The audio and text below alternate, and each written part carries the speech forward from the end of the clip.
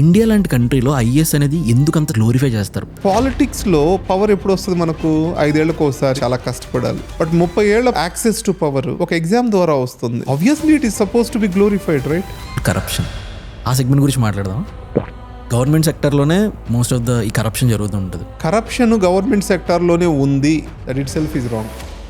Average Indian is corrupt. ఈ రోజున సొసైటీలో ఆ గవర్నమెంట్ 10 రూపాయలు ఇచ్చింది, నెక్స్ట్ గవర్నమెంట్ 20 రూపాయలు ఇస్తుందేమని ఆశతో ఓటేస్తున్నాడు తప్పితే పాపం politicians I have sympathies for that. ఎందుకు sir? In life everything is a choice అంటారు కదా సార్. కరప్షన్ని ఒక బ్యూరోక్రాట్ చూస్ చేసుకుంటారా, లేదా కరప్షన్ బ్యూరోక్రాట్ని చూస్ చేసుకుంటారా? సిస్టమ్ బ్యూరోక్రాట్ని పుష్ చేస్తుంది చాలాసార్లు. What if bureaucrat says no? No చెప్పే ధైర్యం చెప్పే బ్యూరోక్రాట్స్ లేరులే. కానీ రియల్లీ ఆంధ్ర పరిస్థితి చూసుకుందాము. పాత గవర్నమెంట్ కొంతమంది వన్స్ వాళ్ళు ఐఏఎస్ ఆర్ ఐపీఎస్ అయిన తర్వాత వాళ్ళు అనుకున్న దానికి రియాలిటీకి ఏం డిఫరెన్స్ ఉంటుంది? నేను చాలా మార్పు తీసుకొస్తాను అని ఒక భావంతో వస్తారు. వ్యవస్థలో ఒక చిన్న మార్పు తీసుకురావాలన్నా కానీ నువ్వు చాలా కష్టపడాలి, ఆ నిజం తెలుస్తుంది. ఒక హానెస్ట్ ఆఫీసర్ రిటైర్ అయ్యాక కనీసం హైదరాబాద్ ఇల్లు కొనుక్కోలేడండి మన సేవింగ్స్తో. నేను మా ఊర్లో ఒక స్కూల్ పెట్టాను. నా కోరిక ఏంటంటే మా ఊరు స్కూల్ నుంచి ఈ దేశానికి ఏదో ఒక రోజు ఒక పిఎం అవ్వాలి. ఎందుకు కాకూడదు? చాలా ఇంటర్వ్యూ రౌండ్ రీల్స్ ఎక్కువ చూస్తుంటాం. ఆ ఇంటర్వ్యూ మెయిన్ ఎజెండా ఏముంటుంది అసలు? వాళ్ళు అబ్జర్వ్ చేసేది ఏంటంటే ఈజీ ట్రైనబుల్, రెండోది రాంగ్ క్యారెక్టర్ ఏమైనా ఉందా, మూడోది వచ్చేసరికి అన్నిటికంటే ఈ వ్యక్తి అంటే మనం సింగం సినిమాలు చూస్తూ ఐపీఎస్ ఆఫీసర్స్ని ఊహించుకుంటాం. అలా కాదు. ఐపీఎస్ ఆఫీసర్ అంటే ఒక రెస్పాన్సిబుల్ పొజిషన్. ఆవేశం కాదు, ఆలోచన, వ్యవస్థలో మార్పులు ఎలా తీసుకురావాలి, ఇలా హై లెవెల్ థింకింగ్ ఉన్న వాళ్ళు గొప్ప ఆఫీసర్స్. ఇండియాలో ఎంటైర్ పీపుల్ ప్రతి ఒక్కరికి ఒక ఎగ్జామ్ ఉంది, ఒక ట్రైనింగ్ ఉంటుంది, ఒక ఇంటర్న్షిప్ ఉంటుంది. బట్ పొలిటీషియన్స్కి ఎందుకు ఉండకూడదు? Yeah, it's the most difficult question in this interview now.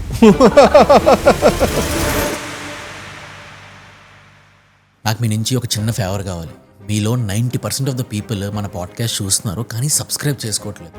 మీ ప్రతి సబ్స్క్రైబర్ చాలా మ్యాటర్ చేస్తుంది. ప్లీజ్ సబ్స్క్రైబ్ చేసుకోండి. మీరు సబ్స్క్రైబ్ చేసి మాకు సపోర్ట్ చేస్తే మీరు ఇమాజిన్ చేయలేని గెస్ట్తో క్రేజీ అండ్ ఇన్సైట్ఫుల్ కాన్వర్సేషన్స్ని తీసుకొస్తాం. దానికోసం మీరు చేయాల్సింది ఒకటే, కింద కనిపిస్తున్న సబ్స్క్రైబ్ బటన్ని నొక్కి పెట్టుకోండి. మీరు సబ్స్క్రైబ్ చేశారని అనుకుంటున్నాను. Let's get in to the podcast. Issue మీద మీ స్టూడెంట్స్కి చాలా క్వశ్చన్స్ ఉంటాయి కదా. ఇప్పుడు మీ అకాడమీలో స్టూడెంట్స్ 100 క్వశ్చన్స్ అడుగుతుంటారు. వాళ్ళకి ఏం ఆన్సర్ చేస్తారు? బికాజ్ మీరు చెప్పే థింగ్సే కదా వాళ్ళ మైండ్లో సీడ్ అయ్యి దాని నుంచి వాళ్ళకి ఒక పర్సెప్షన్ వస్తుంది కదా. అంటే మనకి ఒక జనరేషన్ ఆఫ్ టీచర్స్ వీళ్ళందరూ ట్రైన్ అయింది సోషలిస్టిక్ మైండ్ సెట్లో. ఓకే, అంటే టీచర్కి స్టూడెంట్కి చాలా పెద్ద గ్యాప్ ఉంది ఇప్పుడు. చెప్పే టీచర్ ఏమో సోషలిస్టిక్ మైండ్ సెట్లో ట్రైన్ అయ్యారు, వినే స్టూడెంట్ ఏమో క్యాపిటలిస్టిక్ సొసైటీని చూశారు. ఎంటైర్ జెన్జీ క్యాపిటలిస్టిక్ సొసైటీని చూశారు. రైట్. ఆ కన్ఫ్లిక్ట్ అనేది క్లాస్ రూమ్లో కూడా వెళ్తుంది, వాల్యూ కన్ఫ్లిక్ట్ లాగా అవుతుంది ఇప్పుడు ప్రజెంట్. అండ్ దెన్ మార్కెట్ ఎకానమీలో పెరిగిన వాళ్ళకు, స్టేట్ డామినెన్స్లో పెరిగిన వాళ్ళకు, వీళ్ళిద్దరి మధ్య పర్సెప్షన్ వైజ్ చాలా డిఫరెన్స్ ఉంటుంది. ఏదైనా ఒక ఎగ్జాంపుల్లో చెప్పగలరా? అంటే ఎనీ ఒక సిచ్యువేషన్ కానీ ఒక ఎగ్జాంపుల్ కానీ. ఇప్పుడు సింపుల్, ఇప్పుడు ఈ కాక్రోచ్ జనతా పార్టీ మూవ్మెంట్ జరుగుతుంది అనుకోండి. సో ఒక ఎస్టాబ్లిష్డ్ ఐడియాలజీ ఉన్న పర్సన్ స్టేట్ ఈజ్ రైట్, స్టేట్ని రెస్పెక్ట్ చేయాలి అంటారు, అథారిటీని రెస్పెక్ట్ చేయాలి, అది ఆర్డర్కి కారణం అంటారు. ఆన్ ద అదర్ సైడ్ ఈ రోజున్న పిల్లలు అసలు ఆర్డర్ ఏంటి, ఎవరో మనల్ని రూల్ చేయడం ఏంటి, ఇలాంటి ఐడియాస్తో ముందుకెళ్తారు. ఓకే. సో క్లాస్ రూమ్లో ఎప్పుడు ఆ కన్ఫ్లిక్ట్ వస్తుంది. ఇప్పుడు పిల్లలు టీచర్ని ఒకప్పుడు the mind set of the పిల్లలు కూడా ఎలా మారిందంటే teacher is no more an authority. Teacher ఎవరైతే స్టూడెంట్స్తో కొలాబరేటివ్గా ఉంటారో he is a successful teacher today. On the other side teacher who is authority is no more a good teacher in the eyes of the student. Okay. అంటే టీచర్కి స్టూడెంట్కి మధ్య ఉన్న authority gap చాలా మినిమైజ్ అయింది. ఇప్పుడు ఈ సిజేపీ మూవ్మెంట్ ఏదైతే జరుగుతుందో అథారిటీని కౌంటర్ చేసే జనరేషన్ ఒకటి, అండ్ అథారిటీని మీద నిలబడి అథారిటీ ద్వారా ప్రాబ్లమ్ సాల్వ్ చేయాలనుకునే జనరేషన్ ఇంకోటి. ఇది జనరేషనల్ కన్ఫ్లిక్ట్. అది ఇది నేపాల్లో జరిగింది కూడా జనరేషనల్ కన్ఫ్లిక్ట్. రైట్. సో అంటే ఈ దిస్ జనరేషన్కి మోర్ ఇన్ఫర్మేషన్ అవైలబుల్ ఉంది, they have seen more personas. Right. And then social media ద్వారా ప్రతి ఒక్కటి యాక్సెస్ ఉంది. ఈ యాక్సెస్ ఉన్న క్రమంలో ఏమవుతుంది, దే ఆర్ మల్టిట్యూడ్నల్ ఆఫ్ ఒపీనియన్స్కి ఎక్స్పోజ్ అవుతున్నారు. రైట్. పాతకాలంలో ఏంటి, నాకు ఒక పేపర్ చదివేవాడిని నేను. ఇప్పుడు పేపర్ చదివే వాళ్ళకంటే 4-5 మాట్లాడేది వినడం ఎక్కువైపోయింది. సెకండ్ థింగ్, ఎకో ఎఫెక్ట్ ఒకటి వస్తుంది. ఎకో ఎఫెక్ట్ అంటే ఏంటి, నేను చూస్తున్నాను అనుకోండి ఒక ఐడియా గురించి, రిపీటెడ్గా అవే వీడియోస్ వస్తాయి నాకు ఇన్స్టాగ్రామ్లో కానీ ఏదో ఒకటి. రైట్. సో ఒక క్లోజ్డ్ సర్క్యులారిటీ ఫామ్ అవుతుంది, క్లోజ్డ్ లూప్. సో నా ఐడియాస్ చాలా ఫిక్సేట్ అయిపోతాయి, ఇది తప్పు అని, లేదా ఇది కరెక్ట్ లేదా ఇది తప్పు అని. ఐడియాస్ గ్రే ఏరియాలో ఉండవు, ఇప్పుడు బ్లాక్ అండ్ వైట్ అయిపోతాయి. అంటే ఏ పర్సన్ అయితే ఏ పీస్ ఆఫ్ కాంటెంట్ని ఎక్కువ చూస్తాడో తన మైండ్లో అది రిజిస్టర్ అయిపోతుంది. అంటే అది రైట్ ఆర్ రాంగ్ అనే సెకండరీ. తను ఏదైతే ఎక్కువ he has his own reasoning for either it is right are wrong. Like ఇప్పుడు చూడు, ఒక అమ్మాయిని ఏడిపిస్తున్నాను అనుకోండి, అది ఒక వాల్యూ ప్రకారం జెండర్ సెన్సిటివిటీ చాలా తప్పు, అది legally wrong, morally wrong. Right. That person will create his own logic for it. వాడి పాయింట్ ఆఫ్ వ్యూ రైట్ అని అనిపించుకోవడానికి అడ్డంగా వాదిస్తాడు. ఓకే. అది ఫిక్స్డ్ ఒపీనియన్స్తో ఏంటంటే మీటింగ్ ఆఫ్ గ్రౌండ్స్ అనేది ఉండదు ఇంకా. ఓకే సార్, మరి ఇలాంటి జనరేషన్ పీపుల్ వీళ్ళు నెక్స్ట్ జనరేషన్ ఇండియాని రూల్ చేస్తారు. They become the politicians, they become the bureaucrats. Generation మారుతూ ఉంటుంది కదా, అప్పుడు ఎలా చేంజ్ అవుతుంది థింగ్స్? ఇప్పుడు 1940s బ్యూరోక్రాట్స్కి ఇప్పుడు వచ్చిన బ్యూరోక్రాట్స్కి చాలా డిఫరెన్స్ ఉంది. ఓకే. ఈ రోజు వచ్చే బ్యూరోక్రాట్స్కి రేపు వచ్చే బ్యూరోక్రాట్స్కి బ్రహ్మాండమైన డిఫరెన్స్ ఉంటుంది. ఈ 3 జనరేషన్ డిఫరెన్సెస్ని మీరు ఎక్స్ప్లెయిన్ చేయగలరు? ఇప్పుడు ఎర్లీ ఇండిపెండెన్స్ వచ్చిన వాళ్ళు ఏదో బిల్డ్ చేయాలి భారతదేశాన్ని, చాలా ఐడియలిస్టిక్గా ఉండేవాళ్ళు. ప్రస్తుతము వస్తున్న బ్యూరోక్రాట్స్ బిల్డ్ చేయాలి కరెక్టే, at the same time government అంటే ప్రైవేట్తో కంపీట్ చేయాలి, కొత్త ఇన్వెస్ట్మెంట్స్ తేవాలి. సో ప్రైవేట్ సెక్టార్కి ఎలా ఫెసిలిటేట్ చేయాలనే మైండ్ సెట్తో ఉంటున్నారు. రైట్. అప్పుడు గవర్నమెంట్ అనేది ఒక పెద్ద వ్యవస్థ, దాంట్లో ఎవరు తలదూర్చకూడదు, అదే గ్రో అవ్వాలి, అదే రూల్ చేయాలని మైండ్ సెట్తో ఉండేవాళ్ళు. టిల్ లిబరలైజేషన్ వరకు. ఎల్పిజి ఎరా వచ్చిన తర్వాత, లిబరలైజేషన్ ఎరా వచ్చిన తర్వాత అదేం కాదు, మనం ప్రైవేట్ సెక్టర్తో కలిసి పనిచేయాలి, సో వాళ్ళని ముందుకు తీసుకెళ్ళాలనేది వచ్చింది. సో ఎప్పుడైతే గవర్నమెంట్ ప్రైవేట్ సెక్టర్ పెరిగాయో కరప్షన్ కూడా పెరిగింది. అప్పుడు కరప్షన్ తక్కువ ఉండేది, ఎందుకంటే గవర్నమెంట్ జాబ్లో ఉండడమే ఒక ప్రిస్టేజ్ లాగా ఉండేది. ఇప్పుడు గవర్నమెంట్ జాబ్ ప్రిస్టేజ్ కంటే కూడా గవర్నమెంట్ జాబ్లో ఉన్న ప్రెషర్ ప్రైవేట్ సెక్టర్ జాబ్లో ఈరోజు లేదు. Government jobs are very ప్రెషర్ఫుల్.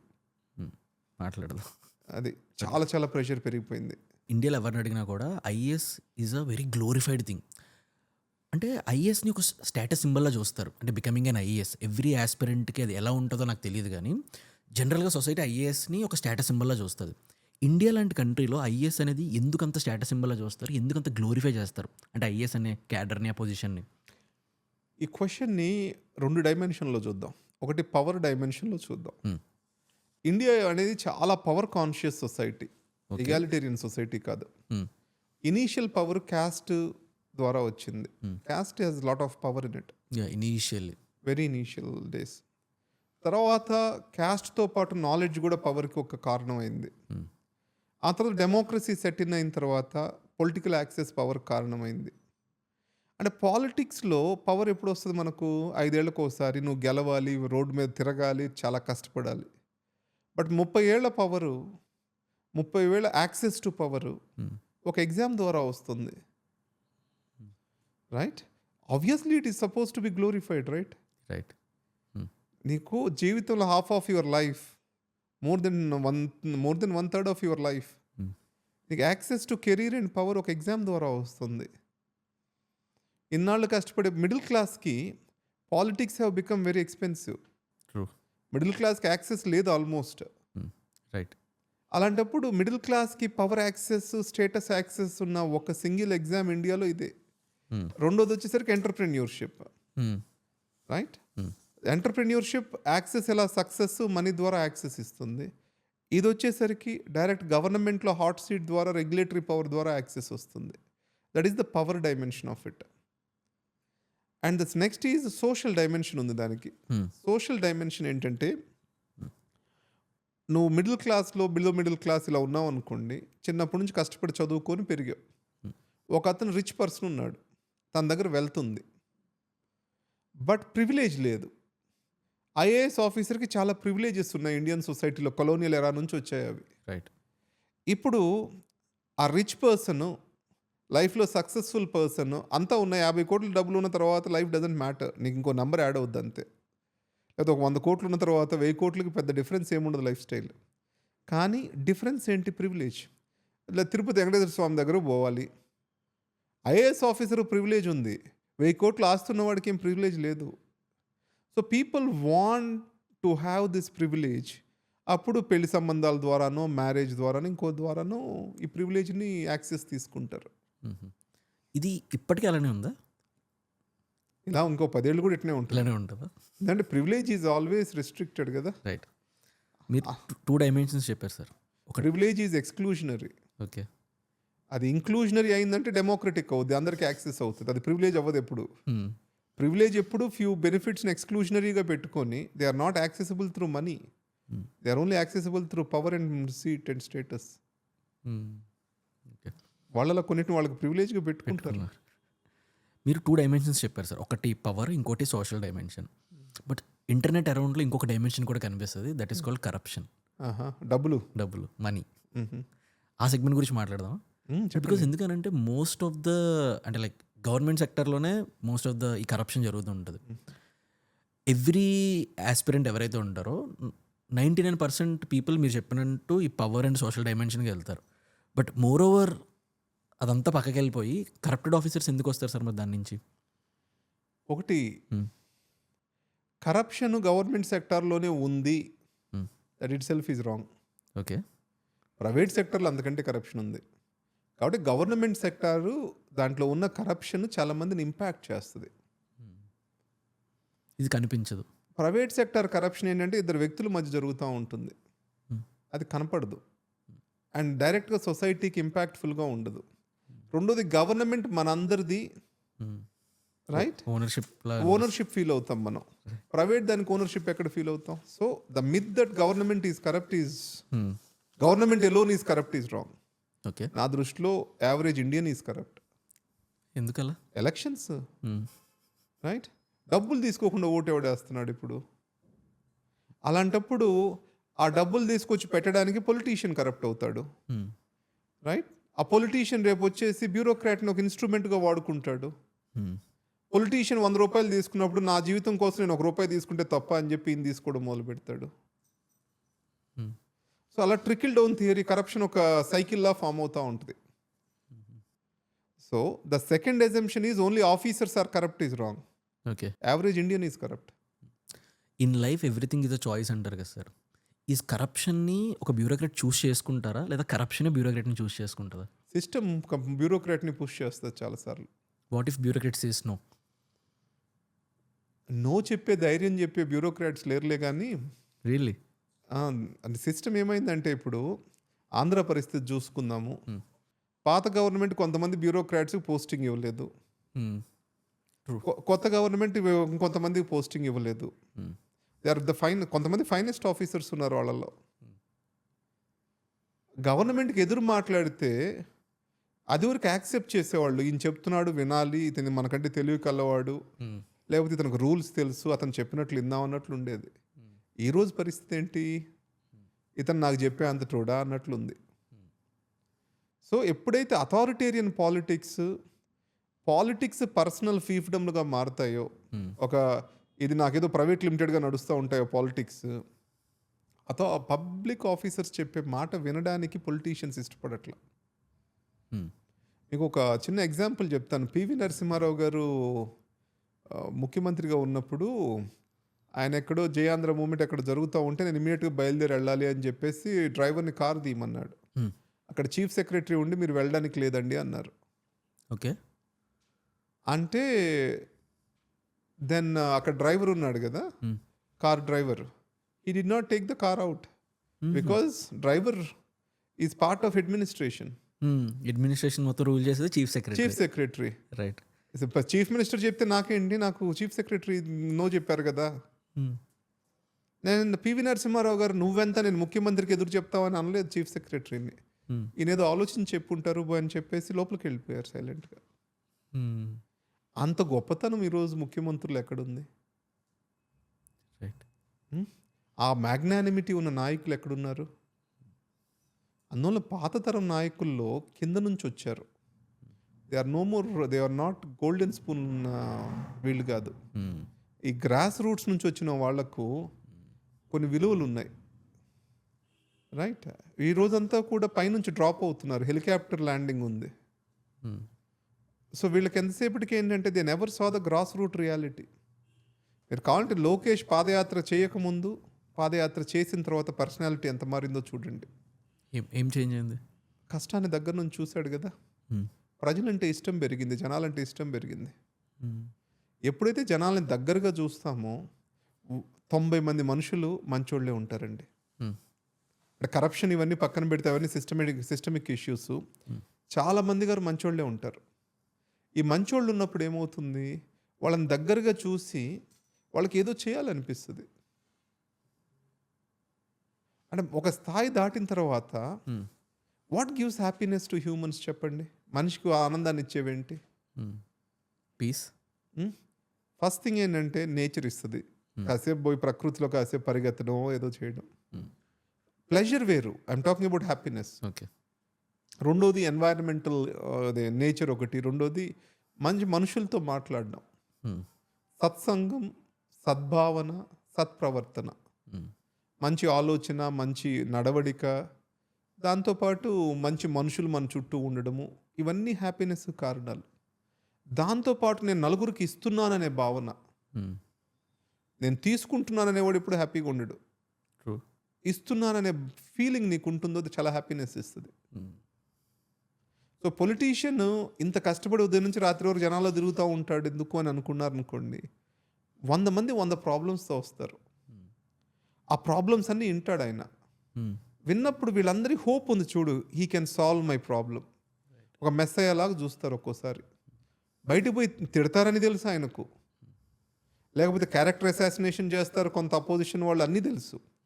But ఆ జనాలు వచ్చి మాట్లాడుతూ నువ్వు నాకేదో చేయగలవనే ధైర్యం ఉంటుంది, నేను చేయగలనే ఆశ ఉంటుంది. చూడండి, that hope makes him live.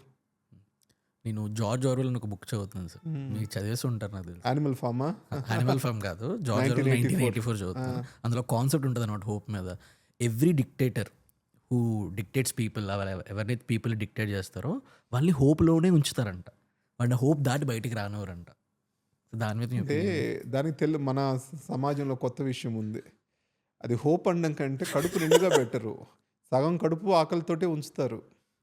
సగం ఆకలితో ఉంచినప్పుడు ఏమవుతుందంటే రైట్ ఇంకొంచెం ఎవరో ఏదో ఇస్తారని చూస్తారు. కానీ జనాలు అది మారారండి. అది సోషలిస్టిక్ మైండ్ సెట్ అని చెప్పే కదా జార్జ్ ఆర్వెల్ రాసింది. సోషలిస్టిక్ సొసైటీలో, రైట్, క్యాపిటలిస్టిక్ సొసైటీలో ఆ హంగర్ గ్రీడ్తో రిప్లేస్ అయింది. ఇప్పుడు నేను ఇతను వచ్చేసి కడుపు నిండా భోజనం పెట్టిపోయాడంటే నెక్స్ట్ అతను బిర్యానీ ఇస్తాడేమని ఆశ వస్తుంది. సో జార్జ్ ఆర్వెల్ రాసింది 1984 అనేది it was suitable to socialistic society. Okay. ఈ రోజున సొసైటీలో ఆ గవర్నమెంట్ 10 రూపాయలు ఇచ్చింది, నెక్స్ట్ గవర్నమెంట్ 20 రూపాయలు ఇస్తుందేమని ఆశతో ఓటేస్తున్నాడు తప్పితే, లేకపోతే ఆయన 2000 ఇచ్చాడు నేను ఇంకో అతను 3000 ఇస్తాడేమో అని ఆశతో ఓటేస్తున్నాడు తప్పితే. అంతేగాని పాపం పొలిటీషియన్స్, నాకు I have sympathies for them. Politicians are bureaucrats honestly. ఎందుకు సార్? ఏమండి మీరు రాత్రి ఎన్నింటికి ఇంటికి వెళ్తారు? 9:30 వెళ్ళిపోతాం. 9:30 కల్లా వెళ్ళిపోతారా? రైట్.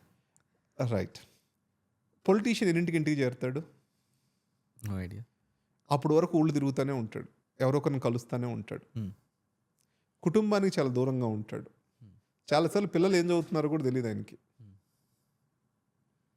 రెండోది, ఒక బ్యూరోక్రాట్ని, ఒక కలెక్టర్ని చూడండి.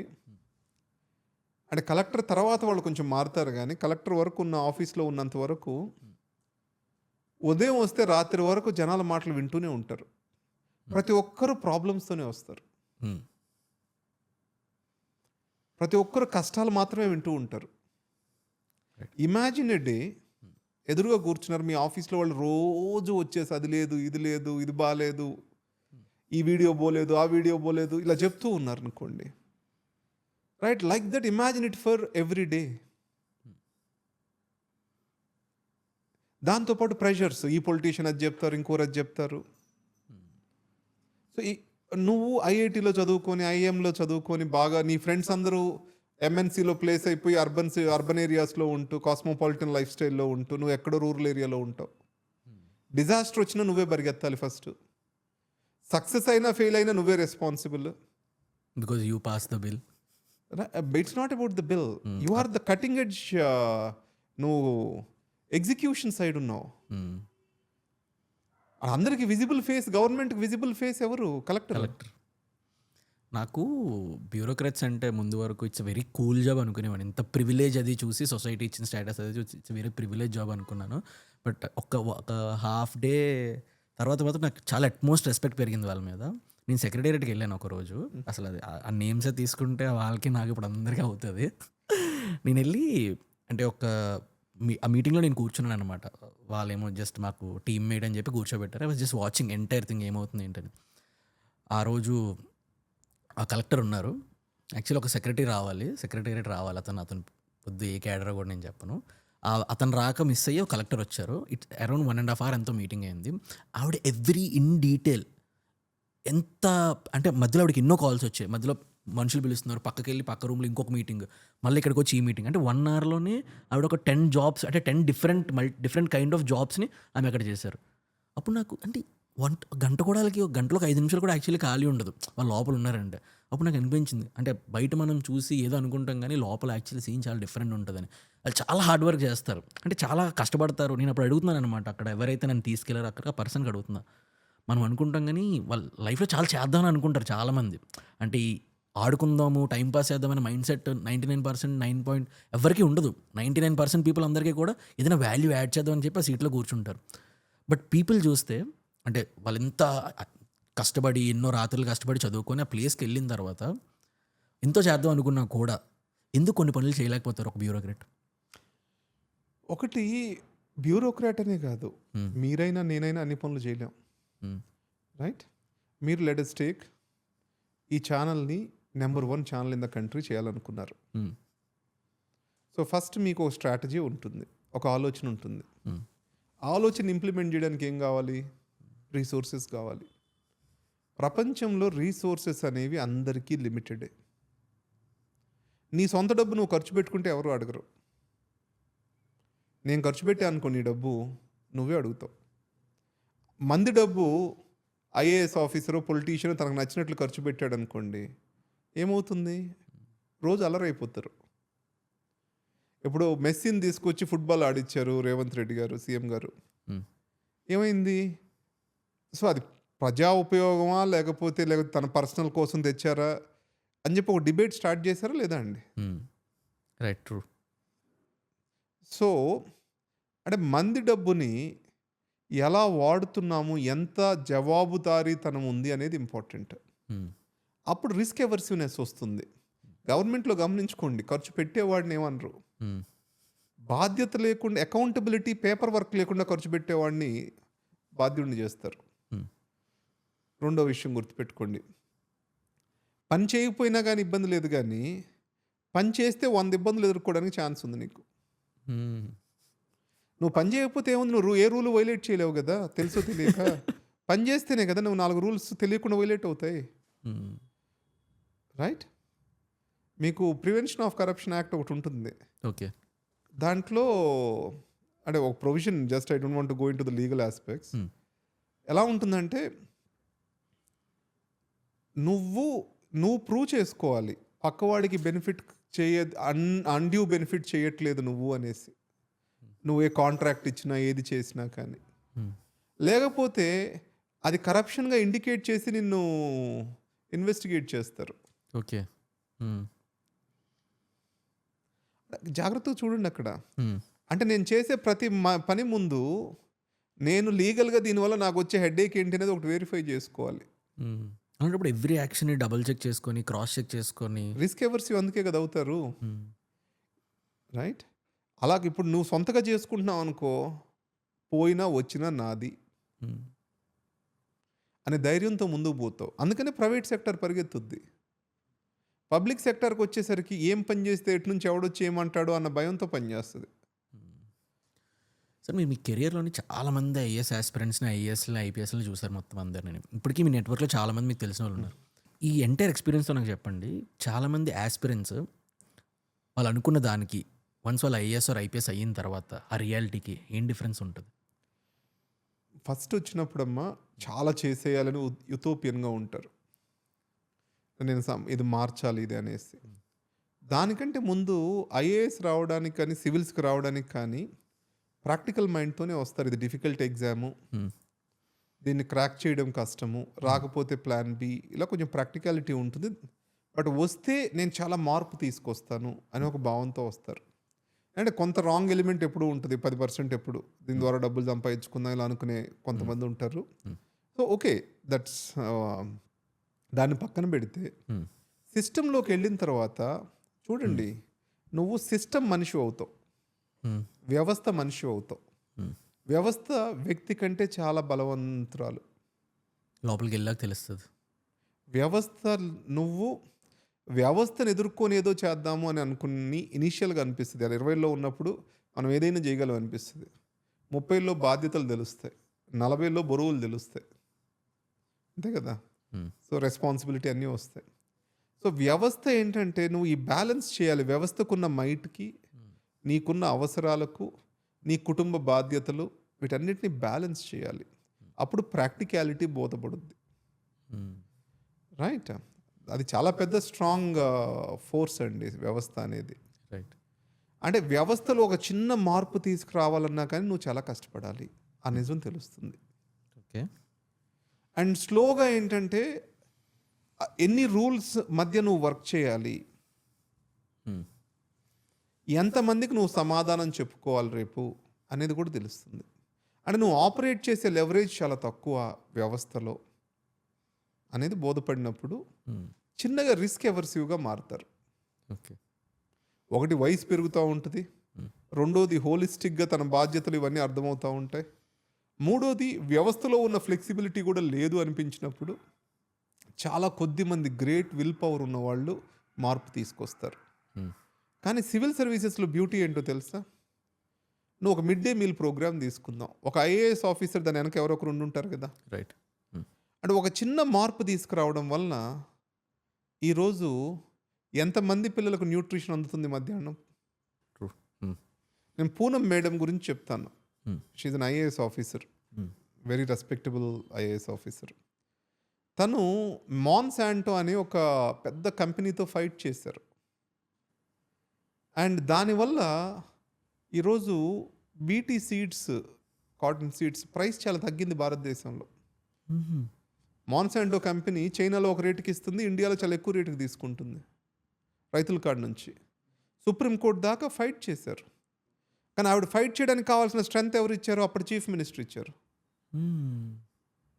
సో ఒక ఐఏఎస్ ఆఫీసర్కి ఒక పొలిటీషియన్ సపోర్ట్ చేస్తే ఏం మిరకిల్ జరుగుద్దో అనే దానికి మాన్సాంటో ఉదంతం ఒక ఎగ్జాంపుల్. అప్పుడు చీఫ్ మినిస్టర్ ఎవరున్నారు? రాజశేఖర రెడ్డి గారు. ఓకే. అసలు ఎందుకు యూపీఎస్సీ ఎగ్జామ్ అంత టఫ్గా ఉంటుంది? టఫ్ అని ఎందుకు అనుకుంటున్నాం, మనకు అర్థం కాదంతే. అంటే ద రేషియో ఆఫ్ సక్సెస్ 0.1% ఉంది కదా. అంటే 9.5. Design of the exam is like that. Okay. ఎందుకు అంత టఫ్గా డిజైన్ చేశారు ఎగ్జామ్ని? ఎగ్జామ్ని టఫ్గా డిజైన్ చేయలేదు. ఓకే. ఎగ్జామ్ సింపుల్ ఎగ్జామ్, దాన్ని కంపీట్ చేసే పీపుల్ ఎక్కువ, కాంపిటీషన్ వల్ల. దానికి అదే లెటెస్ట్ టేక్ ఒక డిగ్రీ ఎగ్జామ్ ఉంది, యూపీఎస్సీ ఎగ్జామ్ ఉంది, రెండు ఆన్సర్లు రాస్తాము. డిగ్రీ ఎగ్జామ్ కోసం ప్రతి ఒక్కరూ పాస్ అవుతారు. అదే యూపీఎస్సీ ఎగ్జామ్కి వచ్చేసరికి నీకు లిమిటెడ్ సీట్స్, లక్షల మంది రాస్తారు. So the level of competition చాలా ఎక్కువ. అంటే దేర్ ఆర్ 2 టైప్స్ ఉంటాయి అన్నమాట. ఒకటి యాక్సెప్టెన్స్ ఎగ్జామ్, ఇంకోటి రిజెక్షన్ ఎగ్జామ్.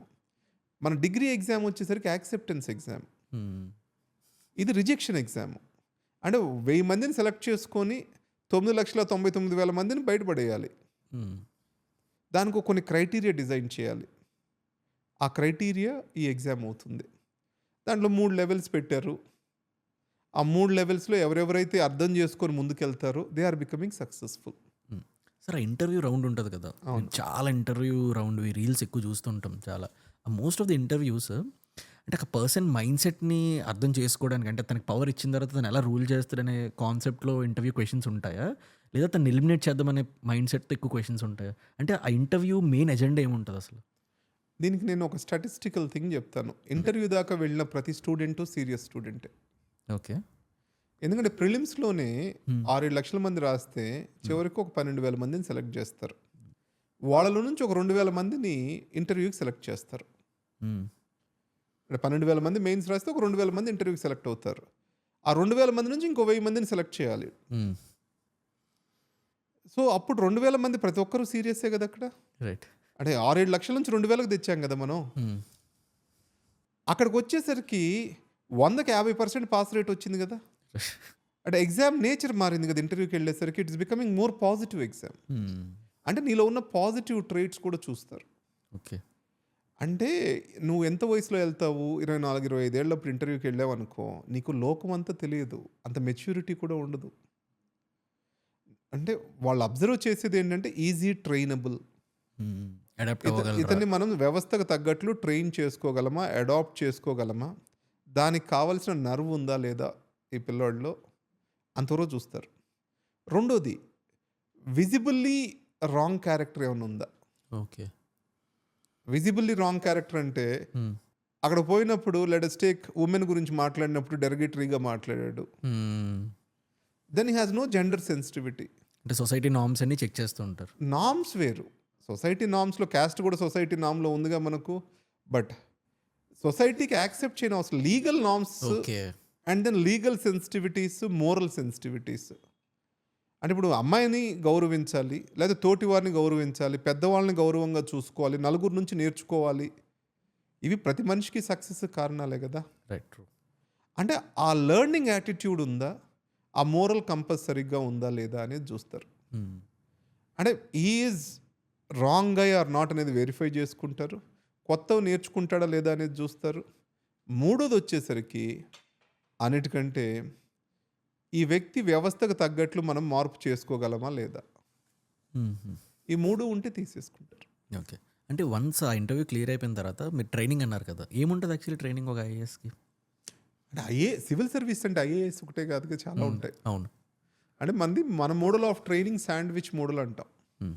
అంటే ఫస్ట్ ఫౌండేషన్ కోర్స్ ఉంటుంది. అందరూ ఆఫీసర్స్ సెలెక్ట్ అయిన వాళ్ళందరినీ ముస్సూరి తీసుకెళ్తారు. దాన్ని డివైడ్ చేశారు ఆఫీసర్స్ ఎక్కువ. ముస్సూరి తీసుకెళ్ళేసి వీళ్ళని ఫస్ట్ అందరినీ ఒక కొలాబరేటివ్ లెర్నింగ్ కావాలి, ఒకరితో ఒకరికి పరిచయాలు ఏర్పడాలి. ఆ ఫౌండేషన్ కోర్సులో ట్రెక్లు అన్ని చోట్ల తీసుకెళ్తారు. దాంతో ఒక రిలేషన్షిప్ ఫామ్ అవుతుంది. లెట్ us టేక్ ఒక ఐపీఎస్ ఆఫీసర్ ఉన్నాడు అనుకోండి, రేపు ఏదైనా ట్యాక్స్ ఇష్యూ వస్తే టక్కన తన బ్యాచ్మేట్, తన ఫ్రెండ్ ఎవరు ఐఆర్ఎస్ ఆఫీసర్ ఫోన్ చేసి మాట్లాడతారు, ఏంటిది క్లారిటీ అనేసి. రైట్. సో ఒక informal training, informal bonding form అవుతుంది ఆ ఫౌండేషన్ కోర్స్లో. ఆ తర్వాత ఎవరికి వాళ్ళు ప్రతి సర్వీస్కి ఒక అకాడమీ ఉంది, ఆ అకాడమీకి వెళ్ళిపోతారు. ఐపీఎస్కి మన హైదరాబాద్ వస్తారు, ఐఏఎస్ వాళ్ళు ముసూరిలో ఉండిపోతారు. రైట్. మన ఐఆర్ఎస్ వాళ్ళు, ఇన్కమ్ ట్యాక్స్ వాళ్ళు నాగ్పూర్ వెళ్తారు, జిఎస్టీ వాళ్ళు ఇప్పుడు మన అనంతపూర్ వస్తున్నారు, హిందూపూర్ దగ్గర. సో వాళ్ళ స్పెసిఫిక్ అకాడమీస్కి వెళ్తారు, దాన్ని పర్ఫెక్ట్ స్పెషలైజ్డ్ ట్రైనింగ్ ఉంటుంది. ఓకే. ఆ తర్వాత ఇప్పుడు ఆల్ ఇండియా సర్వీసెస్ వాళ్ళు డిస్ట్రిక్ట్స్కి వెళ్ళిపోయి మళ్ళీ ఫినిషింగ్ వస్తారు. దాన్ని శాండ్విచ్ మోడల్ అంటాం. ఓకే సార్, మీరు మీ ఎంటైర్ కెరీర్లో చూసిన ఎవరైనా ఐఏఎస్ ఆఫీసర్ కానీ ఐపీఎస్ ఆఫీసర్ కానీ వాళ్ళ లైఫ్ చాలా బయటికి గ్లోరిఫైడ్గా కనిపించవచ్చు, బట్ ద రియల్ స్ట్రగుల్ ఎవరికి కనిపించింది? అలాంటి స్టోరీ ఏమైనా ఉందా మీ దగ్గర? ఒక మంచి ఐఏఎస్ ఆఫీసర్ గురించే. అంటే చాలామంది ఏం చేస్తారంటే 50 సార్లు ట్రాన్స్ఫర్ అయ్యారు, 60 సార్లు ట్రాన్స్ఫర్ అయ్యారు అని ఆ ట్రాన్స్ఫర్ ఎక్కువైన వాళ్ళని గ్లోరిఫై చేస్తారు. ఒకటి గుర్తుపెట్టుకోండి, నువ్వు సిస్టంలో ఇమడలేకపోతున్నావు అని అర్థం. నువ్వు ఎక్కడికి పోయినా కానీ that is not honesty. That's also mean honesty plus inefficiency is a dangerous combination. అంటే corruption and inefficiency is the worst combination. Honesty plus inefficiency is also a bad combination. They become roadblocks. And దీంతో పోలిస్తే ఎఫిషియన్సీని నేను ఎక్కువ prioritise చేసుకుంటాను. నాకు efficient officer is important and efficient plus honest officer is extremely important. Right. So ఒక మంచి ఆఫీసర్ని గుర్తుపెట్టుకోవాలంటే, okay, నేను ఒక ఆఫీసర్ రిటైర్ అయ్యాక ఆయన ఎలా గుర్తుపెట్టుకుంటాము? వాళ్ళ సబార్డినేట్స్ లేదా తను ట్రైన్ చేసిన మనుషులు ఎలా గుర్తుపెట్టుకుంటారు? That talks about the character of an officer. Okay. ఆయన వెళ్ళిపోయాక ఆయన సర్వ్ చేసిన ఏరియా వాళ్ళు ఆయన ఎలా గుర్తుపెట్టుకున్నారు, that talks about the character of an officer.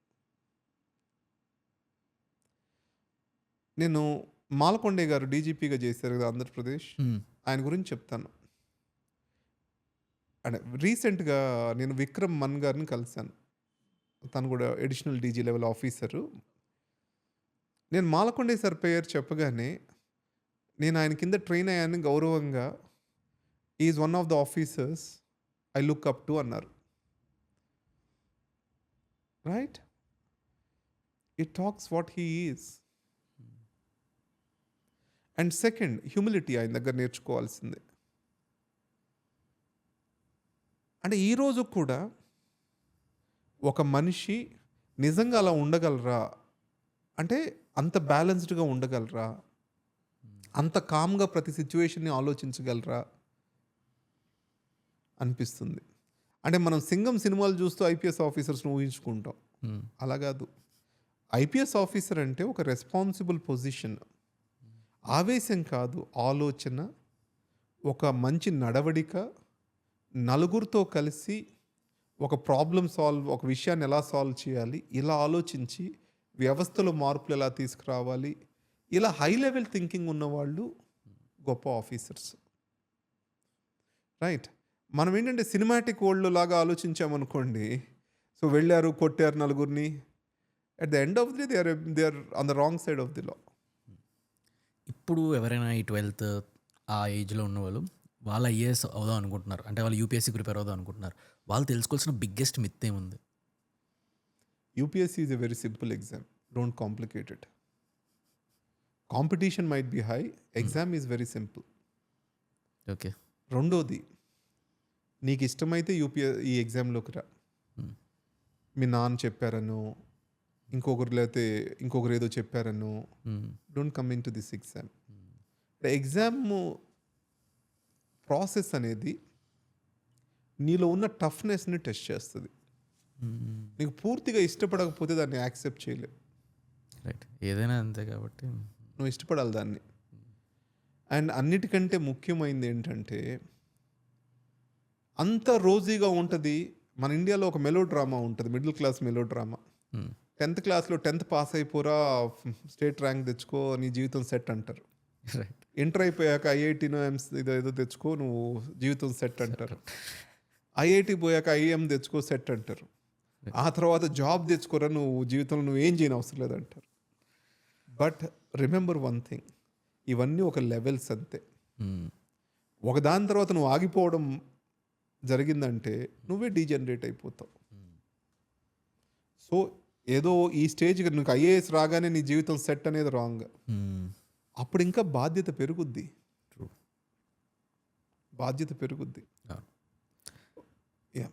సరే, ఇందాక మన కాన్వర్జేషన్లో మనం మాట్లాడుకున్నప్పుడు ఒక 24-year-old ఒకరికి అప్పుడే ఐఏఎస్ అయ్యారు, ఒక స్టేట్లో ఉన్న వెరీ పవర్ఫుల్ పొజిషన్లోకి వాళ్ళు ప్లేస్ అయ్యారు.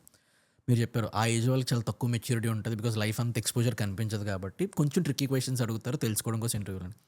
అలాంటి వాళ్ళు అంత ఎర్లీ ఏజ్లో ఒక పవర్ఫుల్ పొజిషన్లోకి వచ్చిన తర్వాత సైకలాజికల్గా వాళ్ళ మైండ్ సెట్ ఎలా ఉంటుంది?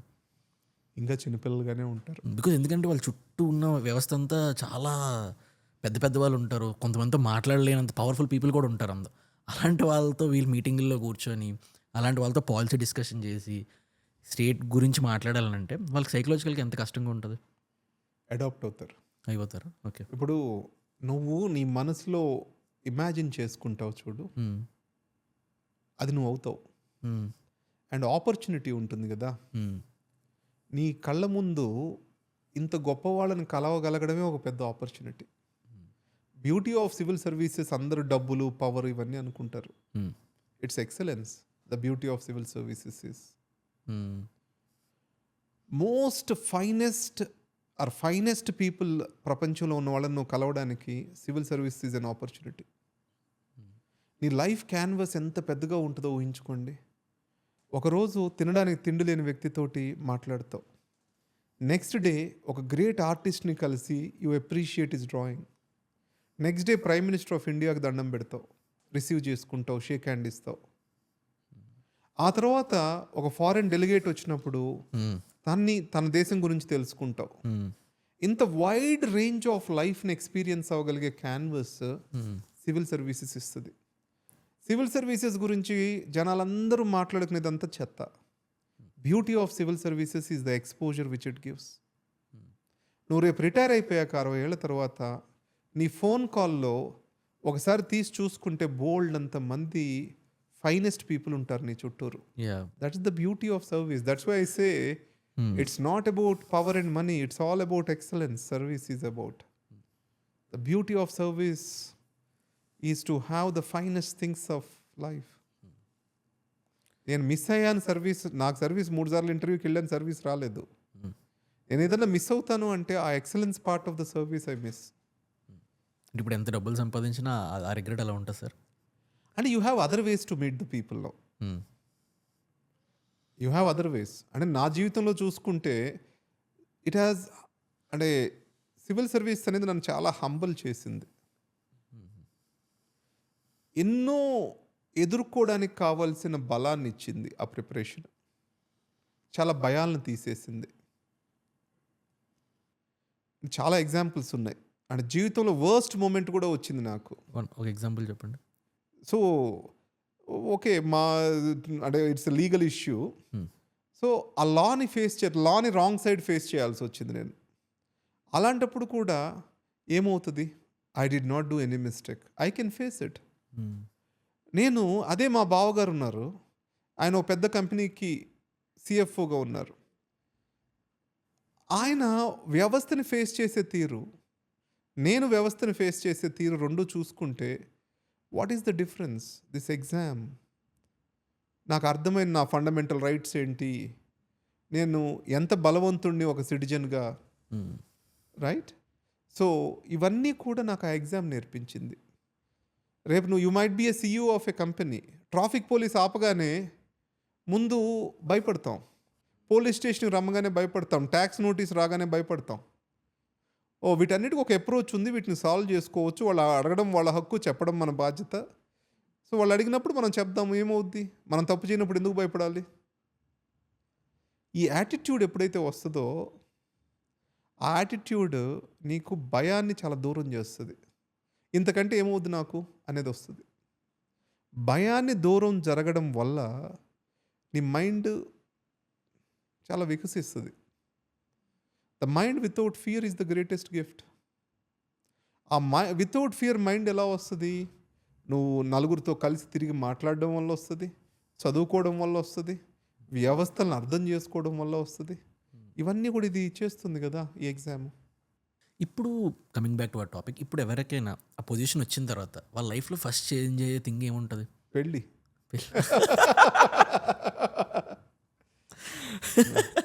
పవర్ వచ్చాక ఫస్ట్ చేంజ్ అయ్యేది పెళ్ళ. అంటే నా ఉద్దేశం ఏంటంటే, చాలామంది నేను సెలెక్ట్ అయిపోయిన తర్వాత నా కాడికి ఫస్ట్ వచ్చేది పెళ్లి సంబంధాలు పట్టుకొని వస్తారు చాలామంది. రైట్, మా అమ్మాయి ఎవరిని ఐఏఎస్ సెలెక్ట్ అయిన వాళ్ళు ఉన్నారా అనేసి. ఓకే, రైట్, అదొక చిన్న మ్యాట్రిమోనియల్ సర్వీస్ లాగా తయారవుతుంది అప్పుడు. ఓకే, అంటే అదేదో అవుతుందని కాదు, బట్ అంటే ఇందాక చెప్పాను కదా మీకు, నేను సొసైటీలో ప్రివిలేజ్ అనేది చాలా ఇంపార్టెంట్. ఈ సర్వీస్ అనేది ఎక్సలెన్స్ ఇస్తుంది, దాంతోపాటు ప్రివిలేజ్ ఇస్తుంది. ప్రివిలేజ్ ఈజ్ ఆల్వేస్ ఎక్స్క్లూజనరీ, కొంతమందికి అవైలబిలిటీ ఉంటుంది. నీకు ఎన్ని వేల కోట్లు ఉన్నా కానీ that privilege you can't get. అందువల్ల ఏంటంటే సెలెక్ట్ అవ్వగానే వాళ్ళ జీవితంలో పెళ్ళి అనేది పెద్ద మార్పు కాదు, కానీ సమాజంలో చాలామంది వీళ్ళు ఎవరు సెలెక్ట్ అయ్యారని చూసుకుంటూ ఉంటారు. అందువల్ల చెప్పాను, సరదాగా చెప్పాను అది. అంటే నా క్వశ్చన్ ఏంటంటే వాళ్ళ మైండ్ సెట్ పరంగా, బికాజ్ ఎందుకంటే వన్స్ అందులోకి వెళ్ళిన తర్వాత కరప్షన్, పవర్ ఇవన్నీ వస్తుంటాయి. బట్ బిఫోర్ ఎవ్రీథింగ్, వన్స్ ఆ పొజిషన్లోకి వెళ్ళిన తర్వాత ఆ పర్సన్లో ఏం చేంజ్ ఉంటుంది ఎక్కువ? అంటే ఫస్ట్ వీళ్ళందరూ కూడా 3-4 ఏళ్ళు ప్రిపేర్ అవుతూ ఉంటారు కదా, చైర్కి, రీడింగ్ రూమ్కి, లైబ్రరీకి ఫిక్స్ అయి ఉంటారు. చాలామంది ఒబీస్ అవుతారు. ఓకే, అంటే ఫిజికల్గా చెప్తున్నాను. Got it. అకాడమీకి పోయిన తర్వాత ఒక 1 ఇయర్ తర్వాత చూసామనుకోండి, వాళ్ళకున్న ఫిట్నెస్ ఎవరికి ఉండదు. That it self shows that ఒక వ్యక్తి పర్సనాలిటీని అకాడమీ ఎలా మారుస్తుంది అనేసి. రెండోది ఏంటంటే, కొన్ని అకాడమీస్లో ఈగోతో వస్తారు. లైక్ అంటే నువ్వు ఇంతమంది పీపుల్ని కంట్రోల్ చేయాలి. You also has to display some persona.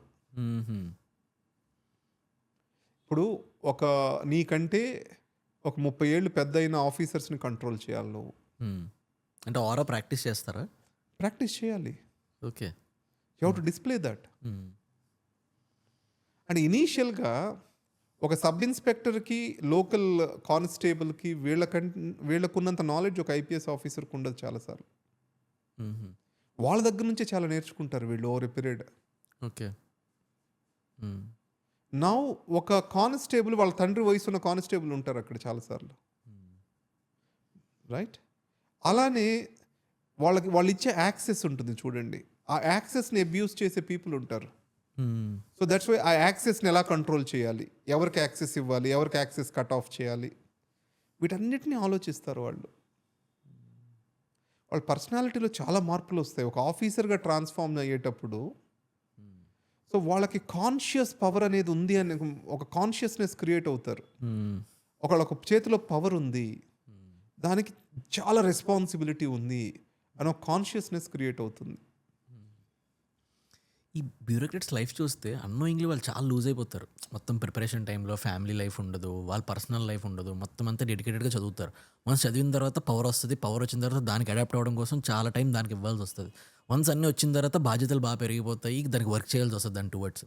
ఇలా లైఫ్ అంతా అన్నోయింగ్లీ అంత కోల్పోయిన తర్వాత వాళ్ళకి ఆ స్టేట్ ఆఫ్ మైండ్ ఎలా ఉంటుంది వన్స్ ఆ ప్రాసెస్లో అలా వెళ్ళిపోయిన తర్వాత? అంటే మీరు ఇప్పుడు కలిసిన వాళ్ళు ఎవరైనా దాని గురించి ఏమైనా మాట్లాడతారా? సో నేను మీకు చెప్తా వినండి. ఇప్పుడు మీరు ఈ ఛానల్ నడుపుతున్నారు, అరే ఇంత చిన్న వయసులో ఇంత పెద్ద పని ఎలా చేస్తున్నాడు అనిపిస్తుంది నాకు. మీకు అది రోజువారీ వర్క్ లాగా అనిపిస్తుంది, రైట్? అలానే ఒక ఆఫీసర్ని చూసామనుకో, రోజువారీ అదే పని చేస్తూ ఉన్నప్పుడు you get in to the mould of it. ఇక ఆ హ్యాంగ్ వస్తుంది అది ఎలా చేయాలనేది. అండ్ ద సెకండ్, వాళ్ళకి ఆ పారాఫెర్నేలియా కూడా ఉంటుంది.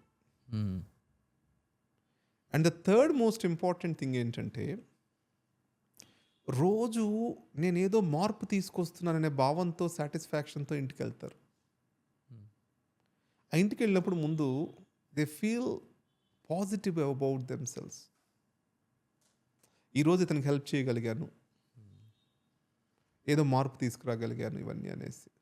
కానీ మీకు ఒక హానెస్ట్ ఆఫీసరు రిటైర్ అయ్యాక కనీసం హైదరాబాద్లో ఇల్లు కొనుక్కోలేడండి తన సేవింగ్స్తో, రైట్? చాలామంది పరిస్థితి అలా ఉంటుంది, ఒక చిన్న స్థలం కొనుక్కోలేరు. ఇప్పటికీ ఎలా ఉంటుందా?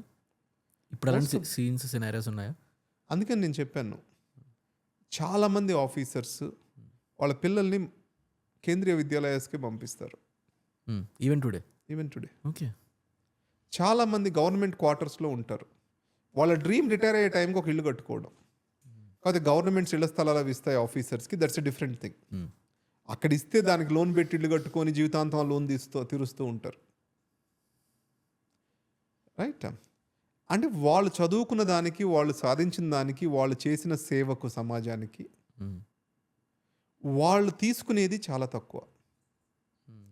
మీరు కరప్షన్ అంటున్నారు కదా, ఒక ప్రాక్టికల్ రీజన్ ఇస్తాను నేను. అంటే దాని కరప్షన్ సపోర్ట్ చేస్తున్నాను అనుకోవద్దు, బట్ కంపారిజన్ కోసం. సింగపూర్లో, అమెరికాలో సీనియర్ ఎగ్జిక్యూటివ్ సర్వీస్, మన ఐఏఎస్ లాంటిది అనుకుందాం, వాళ్ళకు వచ్చే జీతాలు ఎంత, మన ఇండియాలో వచ్చే ఆఫీసర్స్కి వచ్చే జీతాలు ఎంత? కంపేరిటివ్లీ చాలా తక్కువ. వాళ్ళకున్న పని ఎంత, పాపం వీళ్ళు చేసే చాకరీ ఎంత? Second thing. Third most important thing, వాళ్ళ మీద ఉన్న ప్రెషర్ ఎంత, మన సమాజంలో ఒక ఆఫీసర్ మేనేజ్ చేసే పాపులేషన్ ఎంత, వాళ్ళకున్న ఫెసిలిటీస్, ప్రివిలేజెస్, బెనిఫిట్స్ ఎంత, ఇవి కంపేర్ చేసుకుంటే వీళ్ళు చాలా కష్టపడుతున్నారు అనిపిస్తుంది. అండ్ ప్రతి సమాజంలో కూడా ఒక 10% రాంగ్ ఎలిమెంట్ ఉంటుందండి. వాటిని చూసి సమాజం అంతా చెడ్డదనుకుంటే మనం ఆ సమాజంలో బతకలేం. కేసీఆర్ గారి దగ్గర ఎక్కడో ఒక స్టేట్మెంట్ విన్నాను, కేసీఆర్ గారి స్టేట్మెంట్ అనుకుంటాను అది, మన శరీరంలో 90% బాగుంటే మనం రోజు లాగిస్తాం, ఓ 10% బాగాలేకపోయినా. అదే 90% కుళ్ళిపోయి ఉందనుకో శరీరం, మనిషి చచ్చిపోయినట్టు అవుతుంది. సమాజం చచ్చిపోయి ఉందా, బతికుందా? ఈరోజు బతికే ఉంది కదా.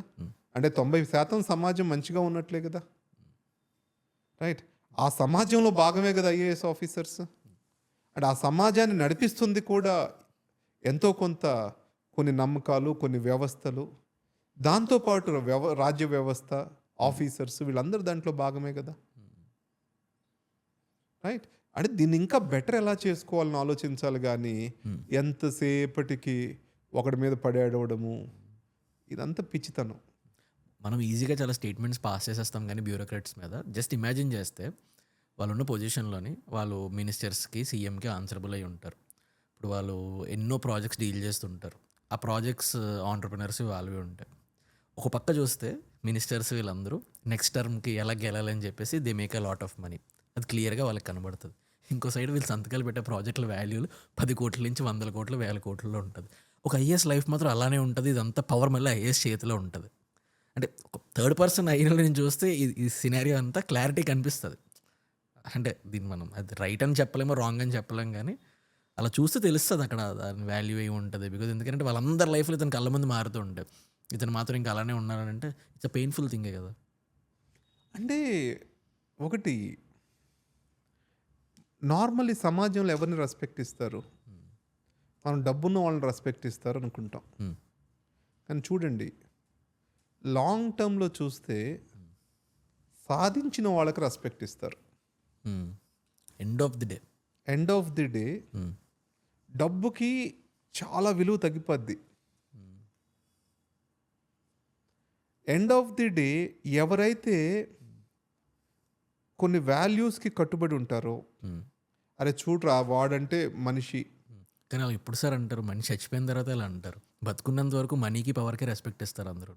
లేదు, మనీతో కంఫర్ట్ వస్తుంది కానీ మనీని చూస్తారు, యాస్పిరేషన్ క్రియేట్ అవుతుంది. అండ్ ప్యూర్ మనీకే రెస్పెక్ట్ ఇస్తారు అనేది రాంగ్. మనీతో ఒక యాస్పిరేషన్, మనీతోటి కొన్ని పనులు ఇవి వస్తాయి. సో దానికంటే ఇప్పుడు let me put it this way, who is the richest man in the 15th century or 17th century? ఎంతమంది గుర్తుంది? Who is the powerful man in the 17th century? మనకు తెలియదు. Let's take 18th century, somewhere around. Marxism అంటే తెలుసా నీకు? Karl Marx, right? అంటే great ఆలోచన ఉన్నవాళ్ళు, థింకర్స్, వీళ్ళని గుర్తుపెట్టుకుంటాం. గ్రేట్ వారియర్స్ని గుర్తుపెట్టుకుంటాం. రైట్. సొసైటీకి ఎవరైతే వాల్యూ యాడ్ చేస్తారో వాళ్ళు గుర్తుపెట్టుకుంటాం. అంటే మనం హిస్టోరికల్గా చూసుకున్నా కానీ great warriors and then great thinkers and మన గుడ్ కాండక్ట్ తోటి who set an example to the life, ఇలాంటి వాళ్ళే గుర్తుంటారు కానీ మిగతా వాళ్ళు కాదు. నేను ఒక ఫ్రెండ్తో డిస్కస్ చేస్తున్నాను, అంటే ఇట్స్ ఎ పొలిటికల్ కన్వర్జేషన్ వైపు వెళ్తుంది. రేవంత్ రెడ్డి గారు గెలవడానికి, రేవంత్ రెడ్డి గారు ఆంధ్రప్రదేశ్కి పోతే క్యాస్టిజం ఉంది, రెడ్డి కమ్మ పార్టీస్గా డివైడ్ అయి ఉన్నాయి. అంటే don't take me wrong on that. ఎంత కొంత క్యాస్ట్ వైజ్ డిమార్కేషన్ వచ్చింది పొలిటికల్ పార్టీస్ మధ్య. That's not true. ప్రతి పార్టీకి అందరూ సపోర్ట్ చేస్తేనే అది పార్టీ అవుతుంది, but invisible face of it. But ఇక్కడ తెలుగుదేశం పార్టీ వాళ్ళందరూ రేవంత్ రెడ్డికి సపోర్ట్ చేశారు. ఎందుకు? క్యాడర్ అంతా లాస్ట్ ఎలక్షన్స్లో. So normally the norm in the politics ఏంటి? ఒక పార్టీ నుంచి బయటకు పోగానే ఆ లీడర్ వెధవా అంటాం. కానీ he has displayed a maturity and told that Chandrababu Naidu గారు నేనేమన్ను, ఆయన నాకు చాలా నేర్పించారు అన్నారు. So did he speak positive or negative? He spoke positive by being in some other party. That's where they saw a character. People saw a character. So seeing a character in person, నువ్వు ఎన్ని తప్పులు చేసినా society భరిస్తుంది. Seeing something like that in you, hope ఇచ్చివ్వడము సమాజానికి, loyalty display చేయడము, hard work, conviction to certain ideas, వీటన్నిటిని respect చేస్తారు. బట్ ఆ డెప్త్ కావాలి క్యారెక్టర్. మోస్ట్ పొలిటీషియన్స్ ఇలాంటి మాటలన్నీ కూడా చాలా క్లవర్గా మాట్లాడతారేమో అనిపిస్తుంది సార్. మ్యానిపులేటివ్గా. క్లవర్ అంటే దట్స్ వాట్ యు మీన్? అంటే క్లవర్గా, అంటే చాలా తెలివిగా. ఇక్కడ ఇప్పుడు ఓట్స్ రావాలంటే you need be supportive to somebody, so that ఆ సెగ్మెంట్ అంతా మనకు వస్తుందేమో. మేబీ నాకు అలా అనిపిస్తుంది.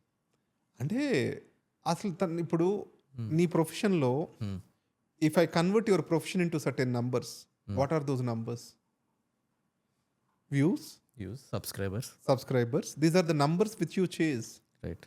When that is genuine, for that you do some tricks of the trade. What's wrong with the politician? He has to chase the votes. That's his craft. Yeah. And he will be good at it. Hmm. And whoever is good at it, he will win the game. అంతే కదమ్మా. Right. ఈ IAS ఆఫీసర్లు once పొజిషన్లోకి వెళ్ళిన తర్వాత వీళ్ళకుంటే perks ఏముంటాయి? Because ఇవి చాలా ఎక్కువ మంది మాట్లాడుతుంటారు కదా వాటి గురించి. అండి అది వరకు ఐఏఎస్ ఆఫీసర్గా అవగానే నీకు ఒక జీప్ వచ్చేది, ఒక బంగ్లా వచ్చేది, రైట్? ఈరోజు ఒక ఇన్నోవా కార్ ఇస్తున్నారు, ఒక 4-5 ఎంప్లాయీస్ ఉంటారు, సపోర్టివ్ స్టాఫ్, ఒక బంగ్లా వస్తుంది ఒక సబ్ డివిజన్లో, రైట్? ఫస్ట్ సబ్ కలెక్టర్ అవుతాం కదా.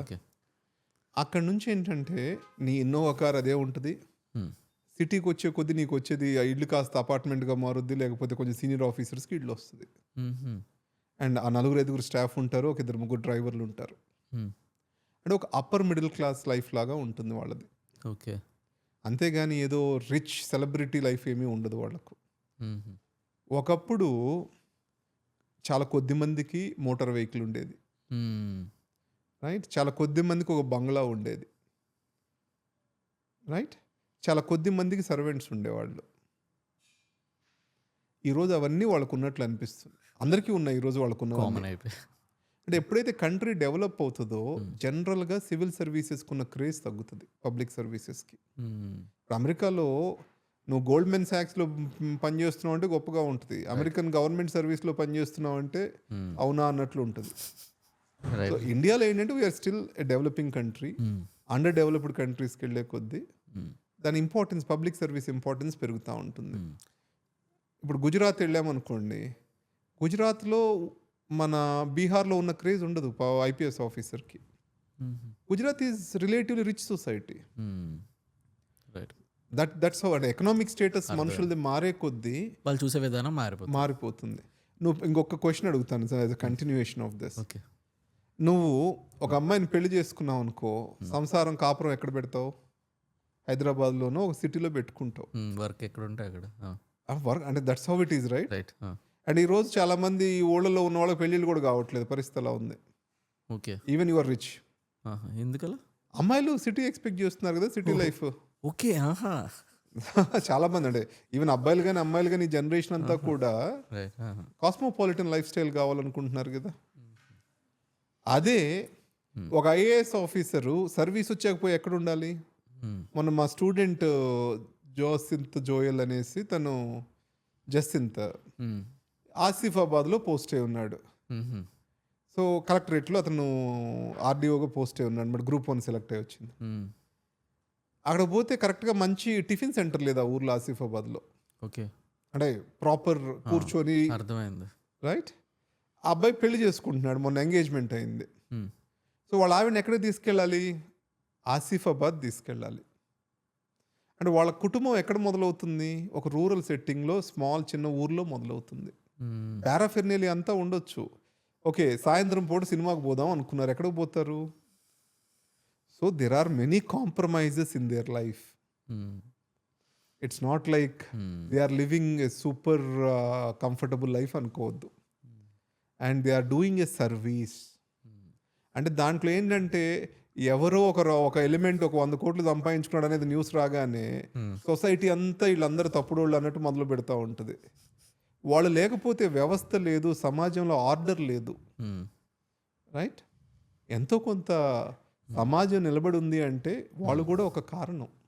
సార్, ఈ ఆఫీసర్స్కి డౌరీ చాలా ఎక్కువ ఉంటుందని టాక్, ఇస్ దట్ ట్రూ? ఎవరికి లేదు? రెండోది, I put it this way, right? Okay. Venkateswara Swamy కట్నం తీసుకున్నాడు, కట్నాన్ని సపోర్ట్ చేయట్లేదు మళ్ళీ.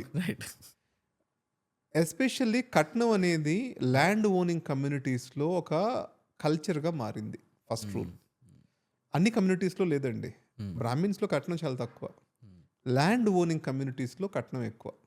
That is the first fact we need to consider. అక్కడ సాఫ్ట్వేర్ ఇంజనీర్కి అందరికీ ఇస్తున్నారు. రెండోది, అదే ఐఏఎస్ ఆఫీసర్కి వచ్చేసరికి మోస్ట్ ఆఫ్ ద పీపుల్ ఎవరు అప్రోచ్ అవుతున్నారు వాళ్ళని? Either a politician, a big business man, right. So obviously వాళ్ళకి కట్నం, వాళ్ళకి డబ్బులు ఉంటాయి కదా. ఈరోజు ఈక్వల్ రైట్స్ ఉన్నాయి అబ్బాయికి అమ్మాయికి. వాళ్ళ ఆస్తి సగం ఇచ్చినా కానీ these people are also rich that way. Right. అందువల్ల కట్నం అనే మాట అడగడం కంటే అంటే నార్మల్లీ ఒక నార్మల్ వ్యక్తి తీసుకున్నాడు అనుకో, ఏముందిలో సమాజంలో భాగం అనుకుంటాం. అది ఒక ఐఏఎస్ ఐపీఎస్ ఆఫీసర్ తీసుకున్నాడు అనుకో, సమాజానికి ఎగ్జాంపుల్గా నిలవాల్సిన ఈ వ్యక్తే కట్నం తీసుకున్నాడు ఏంటి ఇష్యూ అవుతుంది.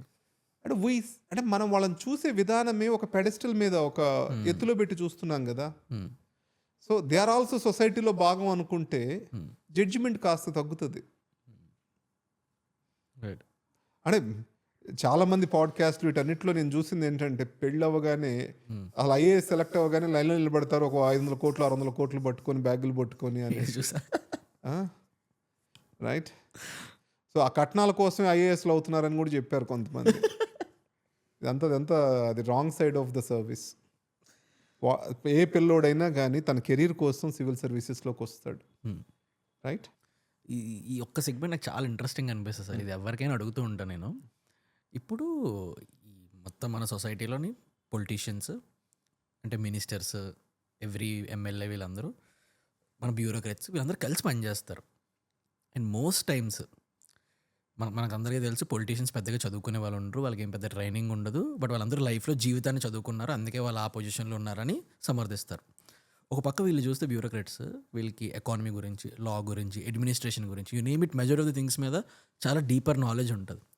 ఇలాంటి వాళ్ళకు రూమ్లో కూర్చున్నప్పుడు ఆ మీటింగ్ ఎలా ఉంటుంది? బికాజ్ ఎందుకంటే ఒక బ్యూరోక్రాట్ మైండ్లో ఉంటుంది, అవతల పర్సన్కి అరే నేను ఎంత చదువుకున్నాను అతనికి ఏం తెలీదు అని సబ్కాన్షియస్లీ మైండ్లో అయితే ఉంటుంది కదా. ఆ థింగ్ని ఎలా హ్యాండిల్ చేస్తారు? అది ఎంత ఇంట్రెస్టింగ్ అనిపిస్తుంది. అంటే బ్యూరోక్రాట్స్కి చాలా మందికి మంచి లీడర్స్ మీద ఫ్యాన్ బాయ్ మూమెంట్ ఉంటుంది. ఓకే. మంచి బ్యూరోక్రాట్స్కి మంచి పొలిటీషియన్ మీద ఫ్యాన్ బాయ్ మూమెంట్ ఉంటుంది. రాసి పెట్టుకోండి. ఒక ఆయన కలెక్టర్గా చేశారు, చంద్రబాబు నాయుడు గారు చీఫ్ మినిస్టర్ ఆ టైంలో. It was in his young ages first time chief minister అయినప్పుడు. ఆయన ఫస్ట్ టైం మన అరకు కాఫీ ఉంది కదా, అరకు కాఫీని అప్పుడు అక్కడ ఏంటంటే అది రెయిన్ ఫెడ్, అక్కడ ఏం డెవలప్ చేయాలి అవన్నీ చూస్తున్నప్పుడు కాఫీ ప్లాంటేషన్ ఫస్ట్ తీసుకొచ్చారు. అది తీసుకొచ్చి దానికి ఈరోజు ఒక పెద్ద బ్రాండ్ తయారైంది. ఆయన ఊహించలేదు. ఆయన ఫస్ట్ ఆర్డీ సబ్ కలెక్టర్గా ఉన్నప్పుడు దాన్ని ప్లాన్ చేశారు. ఓకే. రైట్. దాన్ని చంద్రబాబు నాయుడు గారికి చెప్తే he took it so positively. ఆయన ఎంత స్విఫ్ట్గా యాక్ట్ చేస్తారు, ఇవన్నీ ఆయన చాలా గొప్పగా చెప్పారనమాట నాతో. అండ్ రెండోది, ఆయన తర్వాత కేసీఆర్ గారి దగ్గర కూడా పనిచేశారు. కేసీఆర్ గారితో పనిచేయడం అంటే ఆయన ఎంత డీటెయిల్లోకి వెళ్తారో. మీటింగ్ 7 to 8 hours కూర్చుంటారంట మీటింగ్లో. అండ్ కేసీఆర్ గారు మీటింగ్లో ఫ్యాన్ లేరు, మీకు తెలుసో లేదో. ఎందుకు సార్? ఆయన కిటికీలో is natural man, natural air కావాలి ఆయనకు. ఓకే. సో గాలి ఆడదంట వీళ్ళకు, కానీ ఆయన సబ్జెక్ట్ మీద వెళ్తూనే ఉంటారు లోతుకి. ఓకే. సో వీళ్ళందరికీ ఒక ఫ్యాన్ బాయ్ మూమెంట్ ఉంటుంది. అదే వచ్చేసరికి ఇతనికి చదువు రాదు అనుకున్నారు. ఇతను బేసిక్గా అన్రీజనబుల్ పీపుల్ ఉన్నారు అనుకోండి మినిస్టర్స్గా. ఉంటారు కదా సార్, చాలా ప్రతి స్టేట్లో ఉంటారు, ప్రతి చోట ఫేస్ అవుతూ ఉంటారు. రైట్. సో ఆంధ్రాలో ఒక మినిస్టర్ ఉన్నారు అలా. I just don't, is also an educationist. So చాలామంది ఐఏఎస్ ఆఫీసర్స్ చీఫ్ సెక్రటరీని పోయి రిక్వెస్ట్ చేసేది ఏంటంటే ఆయన దగ్గర పోస్టింగ్ వద్దు మాకు. రైట్. ఏంటంటే ఆయన అర్ధరాత్రులు అపరాత్రులు అని మీటింగ్స్కి టైం కూడా ఉండదు. రైట్. రాత్రి 2 వరకు 3 వరకు ఏదో ఒకటి మాట్లాడుతూనే ఉంటారు. ఓకే. వర్క్ చెప్తానే ఉంటారు. ఆయనకు అలా అలవాటు అయిపోయింది. ఆయన జీవితాంతం అలానే పనిచేశారు. సో ఆయనదంటే వర్క్ అలానే ఉంటుంది. రైట్. అండ్ మూడోది, మీరు ఈ క్వశ్చన్కి ఒక ప్యారలల్ కంపారిజన్ ఇస్తాను. ప్యారలల్ యూనివర్సిటీలో సో ధీరుభాయ్ అంబానీ పెద్ద చదువుకోలేదు. రైట్. ఆయన కింద ఐఏఎంలో చేసిన అతను ఎగ్జిక్యూటివ్ ఉన్నాడు అనుకుందాం. ఐఏఎంలో చేసిన ఎగ్జిక్యూటివ్ గొప్పతన, ధీరుభాయ్ అంబానీ గొప్పతన?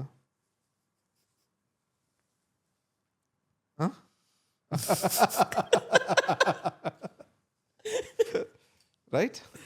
అంటే మన సొసైటీ ఏంటంటే చదువుకి చాలా వాల్యూ ఇస్తుంది.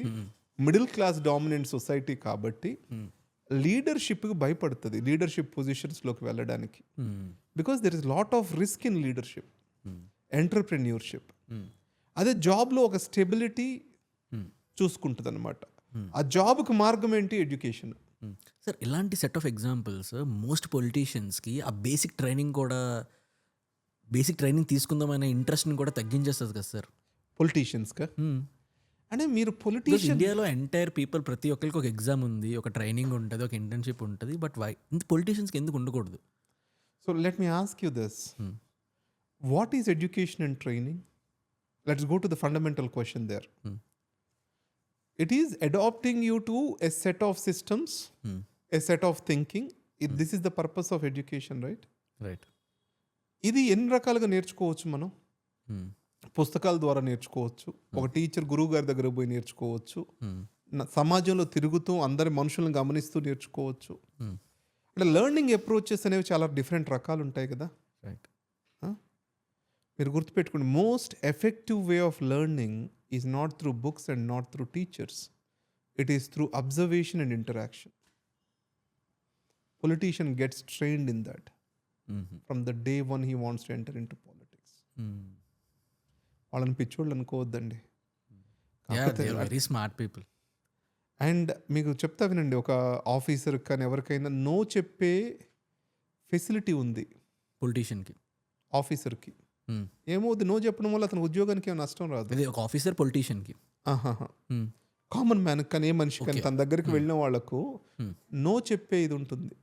నేను nothing happens to me if I say no, it's not possible అని చెప్పగలిగే కన్వీనియన్స్ ఉంది. ఒక పొలిటీషియన్ ఇక్కడ కూర్చొని ఉన్నాడు అనుకోండి, ఒక 10 మంది మనుషులు వచ్చారనుకోండి, నో చెప్పి ఒక నిమిషంలో అతను చెప్పింది ఇతను కరెక్ట్ చెప్తున్నాడా తప్పు చెప్తున్నాడా అని జడ్జి చేయాలి. లగ్జరీ ఆఫ్ టైం ఉండదు. రైట్. సెకండ్ థింగ్, నో చెప్పే లగ్జరీ ఉండదు. తనకి ఎస్ అని చెప్పకుండా, నో అని చెప్పకుండా ఒక తనని హ్యాపీ చేసి పంపించాలి అక్కడ, లేకపోతే ఓటు పోతుంది ఆయనకి. See is thing. నువ్వు నా దగ్గరకు వచ్చే ఒక ఫైల్ పట్టుకొని, అయ్యా ఈ పని కాదు అన్నా అనుకో, నేను ఆయన ఇంటికి పోతే నాకు పని చేయలేదు, రిపోర్ట్లు అడిగేటప్పుడు చెప్తాను నీ పని అంటాడు. సో లగ్జరీ ఆఫ్ నో లేదు. And then many times people ఒక ఎజెండాతో వస్తారు, వాళ్ళ మనసులో ఉండే ఎజెండా వేరు, వాళ్ళు చెప్పేది వేరు బయటకు. సో న్యాయము నా వైపే ఉంది, వాళ్ళు సరిగ్గా చేయట్లేదు ఆఫీసర్ అని కంప్లైంట్ చేయడానికి వస్తారు. He shall be able to judge it. అలా అని చెప్పి ఈ మాట విని టక్కన ఆఫీసర్కి పెత్తనంతో ఫోన్ చేశాడు అనుకోండి, ఆఫీసర్ ఇంకో డైమెన్షన్ చెప్తారు. రైట్. 4-5 రోజుల తర్వాత ఆఫీసర్ ఏం చెప్తారు, ఈయన ఏవో అడుగుతున్నాడని చెప్పేసి చీఫ్ సెక్రటరీ కంప్లైంట్ ఇస్తారు. సో సి, ద పొలిటీషియన్కు ఉన్నన్ని లిమిటేషన్స్, వర్క్ లిమిటేషన్స్ బ్యూరోక్రాటిక్ లేవు. అండ్ మన సొసైటీ ఏంటంటే సక్సెస్ఫుల్ పీపుల్ని ఎన్వి చేసుకుంటుంది. Some elements. Politicians are many ways successful people in our society. అందువలన వాళ్ళ పెద్ద కార్లు, వాళ్ళ హంగామా, ఇదంతా కూడా ఏంటంటే ఇవన్నీ కూడా ఎక్కడో డబ్బులు తిని సంపాదించాడు ఇడు అనుకుంటారు. There might be true in it also. కానీ ఎంతమంది పొలిటీషియన్స్ డబ్బులు సంపాదించుకున్నారు రాజకీయాల్లో? ఆ రోజు సంపాదించుకుని ఉండొచ్చు, నెక్స్ట్ ఎలక్షన్లో మొత్తం పోతాయి. 100 కోట్లు గేమ్ ఆడి 3 నెలల్లో 100 కోట్లు పెట్టుబడి పెట్టి మొత్తం పోతాయనే రిస్క్ తీసుకునే వాళ్ళు ఎంతమంది ఉన్నారు ఎంటర్ప్రెన్యూర్స్? లేరు కదా. బట్ పొలిటీషియన్ 100 కోట్లు పెట్టి గెలుస్తానో ఓడిపోతానో తెలియక, ఇద్దరిలో ఒకరు ఓడిపోవాల్సిందే కదా, ముగ్గురు ఒకరే కదా గెలిచేది. But he has to keep spending his money for the people. Right. అలాంటప్పుడు అతని మైండ్ సెట్ ఎలా ఉంటుంది? సో ఎలక్ట్రల్ రిఫార్మ్స్ అనేది మొదలవ్వాల్సి ఉంటే అది నీ నుంచి, నా నుంచి, గ్రౌండ్లో ఉన్న ప్రతి పౌరుడి నుంచి మొదలు పెట్టాలి. లేకపోతే ఏంటంటే జీవితాంతం వాళ్ళని చూసి ఏడుస్తూనే ఉంటాం, వాళ్ళు ఎదుగుతూనే ఉంటారు. ముందు మనం మారాలి రా అబ్బాయి అని చెప్పుకోవాలి. రైట్. అంటే ఒక కామన్ మ్యాన్ పాలిటిక్స్ని ఎలా చూడాలి? వాల్యూ. Politics are value. అంటే వాల్యూ అంటే నీతులు చెప్పడం అని కాదు నా ఉద్దేశం. నా జీవితము ఎలా మార్పు వస్తుంది ఈ వ్యక్తికి ఓటేస్తే. నా క్లోజ్ ఫ్రెండ్ ఉన్నారు ఒక ఆయన కృష్ణ అని, నర్సరావుపేట ఎంపీ ఆయన ఏ రోజు రూపాయి సంపాదించలేదు, ఇంట్లోంచి డబ్బులు తీసుకెళ్ళి జనాలకు పెట్టాడు తప్పితే. కదా వాళ్ళ నాన్నగారు సంపాదించున్నారు, ఆస్తులు ఉన్నాయి, పెడుతున్నారు, అది వేరే విషయం. కానీ ఢిల్లీలో పోయినా కానీ క్షణం ప్రతి మినిస్టర్ని కలిసి ఆయన ఆలోచించేది ఏంటో తెలుసా? మా కాన్స్టిట్యుయెన్సీకి ఈ ప్రాజెక్ట్ ఎలా తీసుకెళ్ళాలి, ఇది ఎలా కట్టించాలి, ఈ మెడికల్ కాలేజ్ ఎలా తీసుకెళ్ళాలి, ఈ స్కీమ్ కింద బెనిఫిషియరీస్ని ఎలా పెంచాలి. He keeps on thinking about it. అలా అని లెజిస్లేటర్కి చాలా పవర్ ఉంటుంది అంటారా? ఎగ్జిక్యూటివ్, లెజిస్లేచర్, జ్యుడిషియరీ ఉంటాయి కదా. MPs and MLAs are part of the legislature. Right. వీళ్ళకి డైరెక్ట్ ఎగ్జిక్యూషన్ పవర్స్ ఏమి ఉండవు. మినిస్టర్స్కి, ఐఏఎస్ ఆఫీసర్స్కి వీళ్ళకి ఎగ్జిక్యూషన్ పవర్స్ ఉన్నాయి తప్పితే ఎమ్మెల్యేలకి, ఎంపీలకి ఏమున్నాయి? చాలామంది ఐఏఎస్ ఆఫీసర్స్ ఎమ్మెల్యేస్ వాళ్ళ అపాయింట్మెంట్స్ కోసం కూడా ఎదురు చూసే వాళ్ళు ఉంటారు. రైట్. చీఫ్ సెక్రటరీని కలవడం చాలామంది ఎమ్మెల్యేస్ పాసిబుల్ కాకపోవచ్చు. రైట్. అందుకోసము మనము 1-2 పొలిటికల్ ఫ్యామిలీస్ను ఎగ్జాంపుల్గా తీసుకుని ఎంటైర్ పాలిటిక్స్, ప్రతి పొలిటీషియన్ డబ్బులు తింటున్నాడు, సమాజానికి పట్టిన చీడ పురుగులు, ఇలాంటి పెద్ద పెద్ద డైలాగులు ఎందుకంటే చివరికి సోషల్ మీడియా వ్యూస్కి పనికొస్తాయి, నథింగ్ ఎల్స్. అంటే మనం సమాజంలో పాజిటివ్ చూద్దాము. పాలిటిక్స్ ఎలా చూడాలో చెప్పారు. Why should someone follow politics? Because చాలామంది పాలిటిక్స్ని పట్టించుకోరు.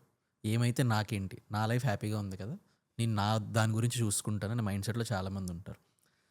ఎందుకు పాలిటిక్స్ని అసలు యాక్చువల్లీ ఫాలో అవ్వాలి ఒక కామన్ మ్యాన్ ఇండియా లాంటి కంట్రీలో? రైట్. అలా పాలిటిక్స్ని ఫాలో అవ్వాలా లేదా అనేది ఇట్స్ నాన్ క్వశ్చన్. అంటే politics is going to impact your life day in and day out. Government policy is going to impact you. Tax పెంచారు అనుకో, నీ మీద ఇంపాక్ట్ ఉంటుంది. అలాంటప్పుడు నీకు వాయిస్ లేకుండా చేసుకున్నావు అనుకో, then you are going to get hurt because of it. నీకు వాయిస్ ఉండాలి కదా. Life is all about 3 things: voice, choice and exit. నువ్వు అనుకున్నది మాట్లాడగలగాలి, చెప్పగలగాలి నీ అభిప్రాయాన్ని. చాయిస్, నీ నిర్ణయం నువ్వు తీసుకోగలగాలి. ఏజెన్సీ ఉండాలి నీ జీవితం మీద నీకు. వద్దనుకున్న చోటు నుంచి వెళ్ళిపోగలిగే ధైర్యం ఉండాలి. రైట్. ఓకే. ఈ వాయిస్, చాయిస్, ఎగ్జిట్ని డిటర్మైన్ చేస్తుంది ఏంటి? మోస్ట్ ఇంపార్టెంట్ ఏజెన్సీ ఏంటి? పాలిటిక్స్. అలాంటప్పుడు నీ జీవితం మీద నీకు ఒక కంట్రోల్ రావాలంటే ఏ ఏజెన్సీ మీద కంట్రోల్ ఉండాలి? నీకు దేనిపైన కంట్రోల్ ఉండాలి? పాలిటిక్స్ మీద ఎంతో కొంత నీకు కంట్రోల్ ఉండాలి. That's what the democracy is all about. So that's the reason why politics ప్రతి మనిషికి అవసరమా కాదా అనేది నాన్ క్వశ్చన్. అది అందరికి అవసరమే. అది సెకండ్ థింగ్. పాలిటిక్స్కి ఎందుకు ఫాలో అవ్వరు? Why it is been left only to certain people? Money power in politics. Money power in politics ఎలా? ఇప్పుడు నేను ఒక మిడిల్ క్లాస్ కుటుంబం నుంచి వచ్చాను. మా నాన్నగారు ఒక వ్యవసాయం చేసేవాళ్ళు, కాస్త తెలివితేటలతో చిన్న వ్యాపారాలు చేసుకున్నారు, నన్ను చదివించుకున్నారు. రైట్. ఈరోజు నేను ఒక స్థాయికి వచ్చిన తర్వాత పాలిటిక్స్ ఆలోచించాలి. ఒక ఉద్యోగం చేస్తూ నేను పాలిటిక్స్ ఆలోచించకూడదు. ఎందుకోసం? డబ్బులు ఇవి. అది నీలాంటి కాదురా నాయన, నీకు చాలా డబ్బులు ఉండాలి. సో ఎప్పుడైతే మనీ పవర్ పాలిటిక్స్లోకి ఎంటర్ అయిందో 70 to 80% ఆఫ్ ద పీపుల్ని పాలిటిక్స్ దూరం చేసింది. ద రిమైనింగ్ ఎరీనా అంతా కూడా ఒక 20% పీపుల్ చేతిలోకి వెళ్ళిపోయింది. ఈ 80% పీపుల్ ఏమయ్యారు? వాళ్ళకి feeding channels, they are the instruments for their power అయ్యారు. సో ఇది మారాలి అంటే అగైన్ మనీ పవర్ తగ్గాలి పాలిటిక్స్లో. రెండోది, చిన్నప్పటి నుంచి పొలిటికల్ అవేర్నెస్ అనేది పిల్లల్లో నేర్పించాలి. ఎక్కడ సొసైటీస్లో అయితే పొలిటికల్ అవేర్నెస్ ఉందో ఆ సొసైటీస్ చాలా బ్రైట్గా ఉంటాయి. నువ్వు కేరళ సొసైటీకి వెళ్ళు, చాలా క్వశ్చనింగ్ సొసైటీ అది. అదే మన సొసైటీకి వచ్చి ఏ గవర్నమెంట్ ఏం చేసినా కానీ మనం పెద్ద పట్టించుకోం. The reason is we are indifferent. ఎందుకంటే మనం ఐఐటీలు, నీట్లు చిన్నప్పటి నుంచి వాటి చుట్టూ పిల్లల్ని తిప్పాం తప్పితే వ్యవస్థని, అధికారాన్ని ప్రశ్నించి జవాబుదారీతనం తీసుకోవడం అనే దాని మీద మన పిల్లల్ని ట్రైన్ చేయలేదు. దానివల్ల మన పిల్లలు ఎంతసేపటికి అమెరికా పోదామని ఆలోచిస్తారు, లేకపోతే ఐఐటీలో ర్యాంక్ ఎంత అంటే అది గొప్పగా ఉంటుంది తప్పితే ఎంతమంది నేను రాజకీయ నాయకుడిని అవుతాను పెద్ద అయ్యాక. నేను మా ఊర్లో ఒక స్కూల్ పెట్టాను. నా కోరిక ఏంటంటే మా ఊరు స్కూల్ నుంచి ఈ దేశానికి ఏదో ఒక రోజు ఒక పిఎం అవ్వాలి. Right, interesting. This is what my imagination is. ఎందుకు కాకూడదు, ఎందుకు కాకూడదు? ఇప్పుడు గుజరాత్ నుంచి ఒక చిన్న కుటుంబం నుంచి వచ్చిన అతను దేశానికి ప్రధానమంత్రి అయినప్పుడు మా ఊరు నుంచి ఎందుకు కాకూడదు? దానికి ఆ జీల్ ఉన్న మనుషులు ఎవరు, వాళ్ళని పట్టుకోవాలి, అది పిల్లవాడి మైండ్లో నాటాలి. అదే పేరెంట్స్ ఎలా ఉంటారు? పేరెంట్స్ వచ్చేసరికి వీడికి మార్కులు ఎలా వస్తున్నాయి, చదువుతున్నాడా, ఉద్యోగం వచ్చుద్దా, రేపు ర్యాంక్ వచ్చుద్దా, ఇవే ఆలోచిస్తారు కదా. వీటన్నిటికి మించి వాళ్ళు ఒక లీడర్షిప్ ఎబిలిటీ ఉంది, అది చేస్తే వాడు గొప్పోడు అవుతాడు. ఒక 10వ తరగతి పిల్లోడు ఉన్నాడు, వాళ్ళ నాన్నగారు జర్నలిస్ట్ అనమాట, తేజ అని.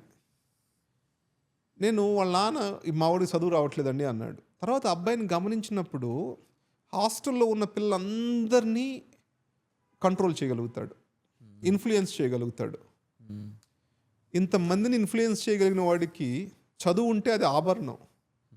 చదువు లేదు అనుకుంటే వాడు తెలివి తక్కువడని కాదయ్యా, వాళ్ళు చాలా క్వాలిటీస్ ఉన్నాయని చెప్పాను. నెక్స్ట్ డే ఏం చేశాడో తెలుసు వాళ్ళ నాన్న? ఆ పిల్లవాడిని స్కూల్ మార్పించి వేరే స్కూల్లో జాయిన్ చేశాడు. ఈయనేంటి ఇలా చెప్తున్నాడు అని. So that is how it is. సరే, ఇందాక మీరు ఒక వాయిస్ అనే వర్డ్ చెప్పారు కదా, వాయిస్, చాయిస్, ఎగ్జిట్ అని. ఇప్పుడున్న సోషల్ మీడియా ఎరాకి if you have a voice it is a problem. Because ఎందుకనంటే ఎవ్రీ ఒపీనియన్ మనం షేర్ చేయగానే దానికి ఒక లేబుల్ చేస్తారు, ఎవ్రీ వాయిస్ని లేబుల్ చేస్తారు. ఐ ఫీల్ ఒక సర్టెన్ టాపిక్స్ మనం సోషల్ మీడియాలో మాట్లాడితే మోస్ట్ ఆఫ్ దట్, ఇప్పుడు ఫర్ ఎగ్జాంపుల్ జస్ట్ ఒక కామన్ ఎగ్జాంపుల్ తీసుకుందాం సార్. ఇప్పుడు సిజేపీ ప్రొటెస్ట్, నీట్ పేపర్ ఎక్కడ, ఇప్పుడు అవుతున్న సిచ్యువేషన్ ఏంటి, ఈ సెగ్మెంట్లోని ఒక్క టాప్ సెలబ్రిటీ ఒక ఒపీనియన్ షేర్ చేయడం మనం చూసామా? చూడలేదు. ఒక టాప్ క్రికెటర్, ఒక టాప్ అథ్లీట్ ఎవరు ఒపీనియన్ షేర్ చేయలేదు. మిగిలిన వాళ్ళందరూ ఒపీనియన్ షేర్ చేస్తున్నారు. ఎందుకలా? రైట్. ఇంకో థింగ్ ఏంటంటే ఇలాంటివి ఏమైనా అయితే ఎవ్రీ డిస్ట్రిబ్యూషన్, అంటే ఎవరైతే క్రియేటర్స్, యూట్యూబర్స్ ఉంటారో ఆడియన్స్ అందరూ వాళ్ళు మాట్లాడాలని అనుకుంటారు. మీరు సెలబ్రేట్ చేసే హీరో మాట్లాడాలని ఎప్పుడూ ఎక్స్పెక్ట్ చేయరు. మీరు సెలబ్రేట్ చేసే డైరెక్టరో ప్రొడ్యూసరో మాట్లాడాలని ఎక్స్పెక్ట్ చేయరు. క్రియేటర్స్ మాట్లాడాలని ఎక్స్పెక్ట్ చేస్తారు. బై మిస్టేక్ ఒక క్రియేటర్ వాడు ఒపీనియన్ కానీ షేర్ చేశాడా 10 మందికి నచ్చుతుంది, 99 మంది హేట్ చేయడం స్టార్ట్ చేస్తారు. రైట్. మేము ఇప్పటికి వచ్చి నాకు తెలిసి Telugu connects is the only podcast channel in Telugu content space ఒక పొలిటీషియన్ని ఫీచర్ చేయలేదు. అది దానికి ఎంత ప్రెషర్ ఫేస్ చేసామో మాకు మాత్రమే తెలుసు. అంటే ఎన్ని మెయిల్స్ వచ్చాయో మాకు, ఒక ఈ పొలిటీషియన్ని ఫీచర్ చేయండి, ఆ పొలిటీషియన్ని ఫీచర్ చేయండి. అందులో చాలామంది మంచోళ్ళు ఉన్నారు, చాలామంది స్పోక్స్ పర్సన్ ఉన్నారు, చాలామంది నాలెడ్జ్ షేర్ చేసిన వాళ్ళు కూడా ఉన్నారు. అలాంటి వాళ్ళు కూడా మేము ఫీచర్ చేయలేదు. జస్ట్ బికాజ్ ఎందుకనంటే ఇతను మంచోడు కదా అని చెప్పి మనం ఫీచర్ చేసాం అనుకోండి, వీడి ఇతనికి అపోనెంట్ అని చెప్పి ఒక లేబుల్ వేస్తారు ఈ ఛానల్ మీద అని చెప్పి మేము ఫీచర్ చేయలేదు. సో అలాంటి సోషల్ మీడియా ఎరాలో ఉన్నప్పుడు దీన్ని మేము ఎలా చూడాలి నాకు చెప్పండి ఇప్పుడు. Yeah, it's the most difficult question in this interview now. అంటే ఈవెన్ అంటే ఆఫ్టర్ ఒక పాయింట్ ఆఫ్ టైం తర్వాత బిజినెస్ చేసిన తర్వాత 30-35% గవర్నమెంట్ ట్యాక్స్ కట్టుతున్నాం అన్నప్పుడు నాకు మాట్లాడాలనిపిస్తుంది పాలిటిక్స్ గురించి, పాలసీస్ గురించి, ఎందుకు కంట్రీ మారకూడదు, ఎందుకు చేంజ్ అవ్వకూడదు. బట్ పాయింట్ ఏంటంటే 35% ట్యాక్స్ కట్టలేని వాళ్ళు ఎక్కువ ఒపీనియన్స్ని షేర్ చేస్తారు. అంటే గ్రౌండ్ రియాలిటీ తెలియని వాళ్ళు, దట్ ఈస్ సంథింగ్ రాంగ్. మన ఒపీనియన్స్ అన్నింటిలో కూడా వాళ్ళకి రాంగ్ వేలో ప్రొజెక్ట్ అవుతాయి. Even it's a right opinion, good opinion, researched opinion కూడా. దట్ ఈస్ వై మేము ఇప్పుడు వచ్చి ఒక పొలిటికల్ పాడ్కాస్ట్ కూడా ఫీచర్ చేయలేదు. సో అంటే ది క్వశ్చన్ నేను రైట్గా అర్థం చేసుకున్నాను లేదో అడగడానికి నేను ఒక రెండు అడగండి sir. First thing is voice in the context of freedom, right? Voice in the context of economy. ఈ రెండు విధాలుగా చూద్దాం. అంటే వాయిస్ అనేది it comes from freedom surrounding you, and voice అనేది వ్యాలిడేషన్ కోరుకుంటుందా లేదా అనేది సెకండ్ క్వశ్చన్. నన్ను ఈ వాయిస్, ఈ ఒపీనియన్ ఎక్స్ప్రెస్ చేయగానే వేల మంది జడ్జ్ చేస్తారు.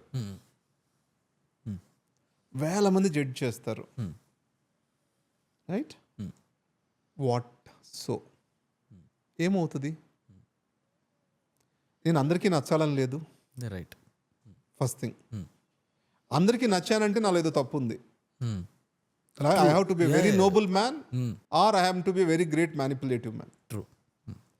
రైట్. సో వాయిస్ ఎప్పుడైతే వ్యాలిడేషన్ కోసం చూస్తుందో, then you are not allowing the voice of the others to express their opinions.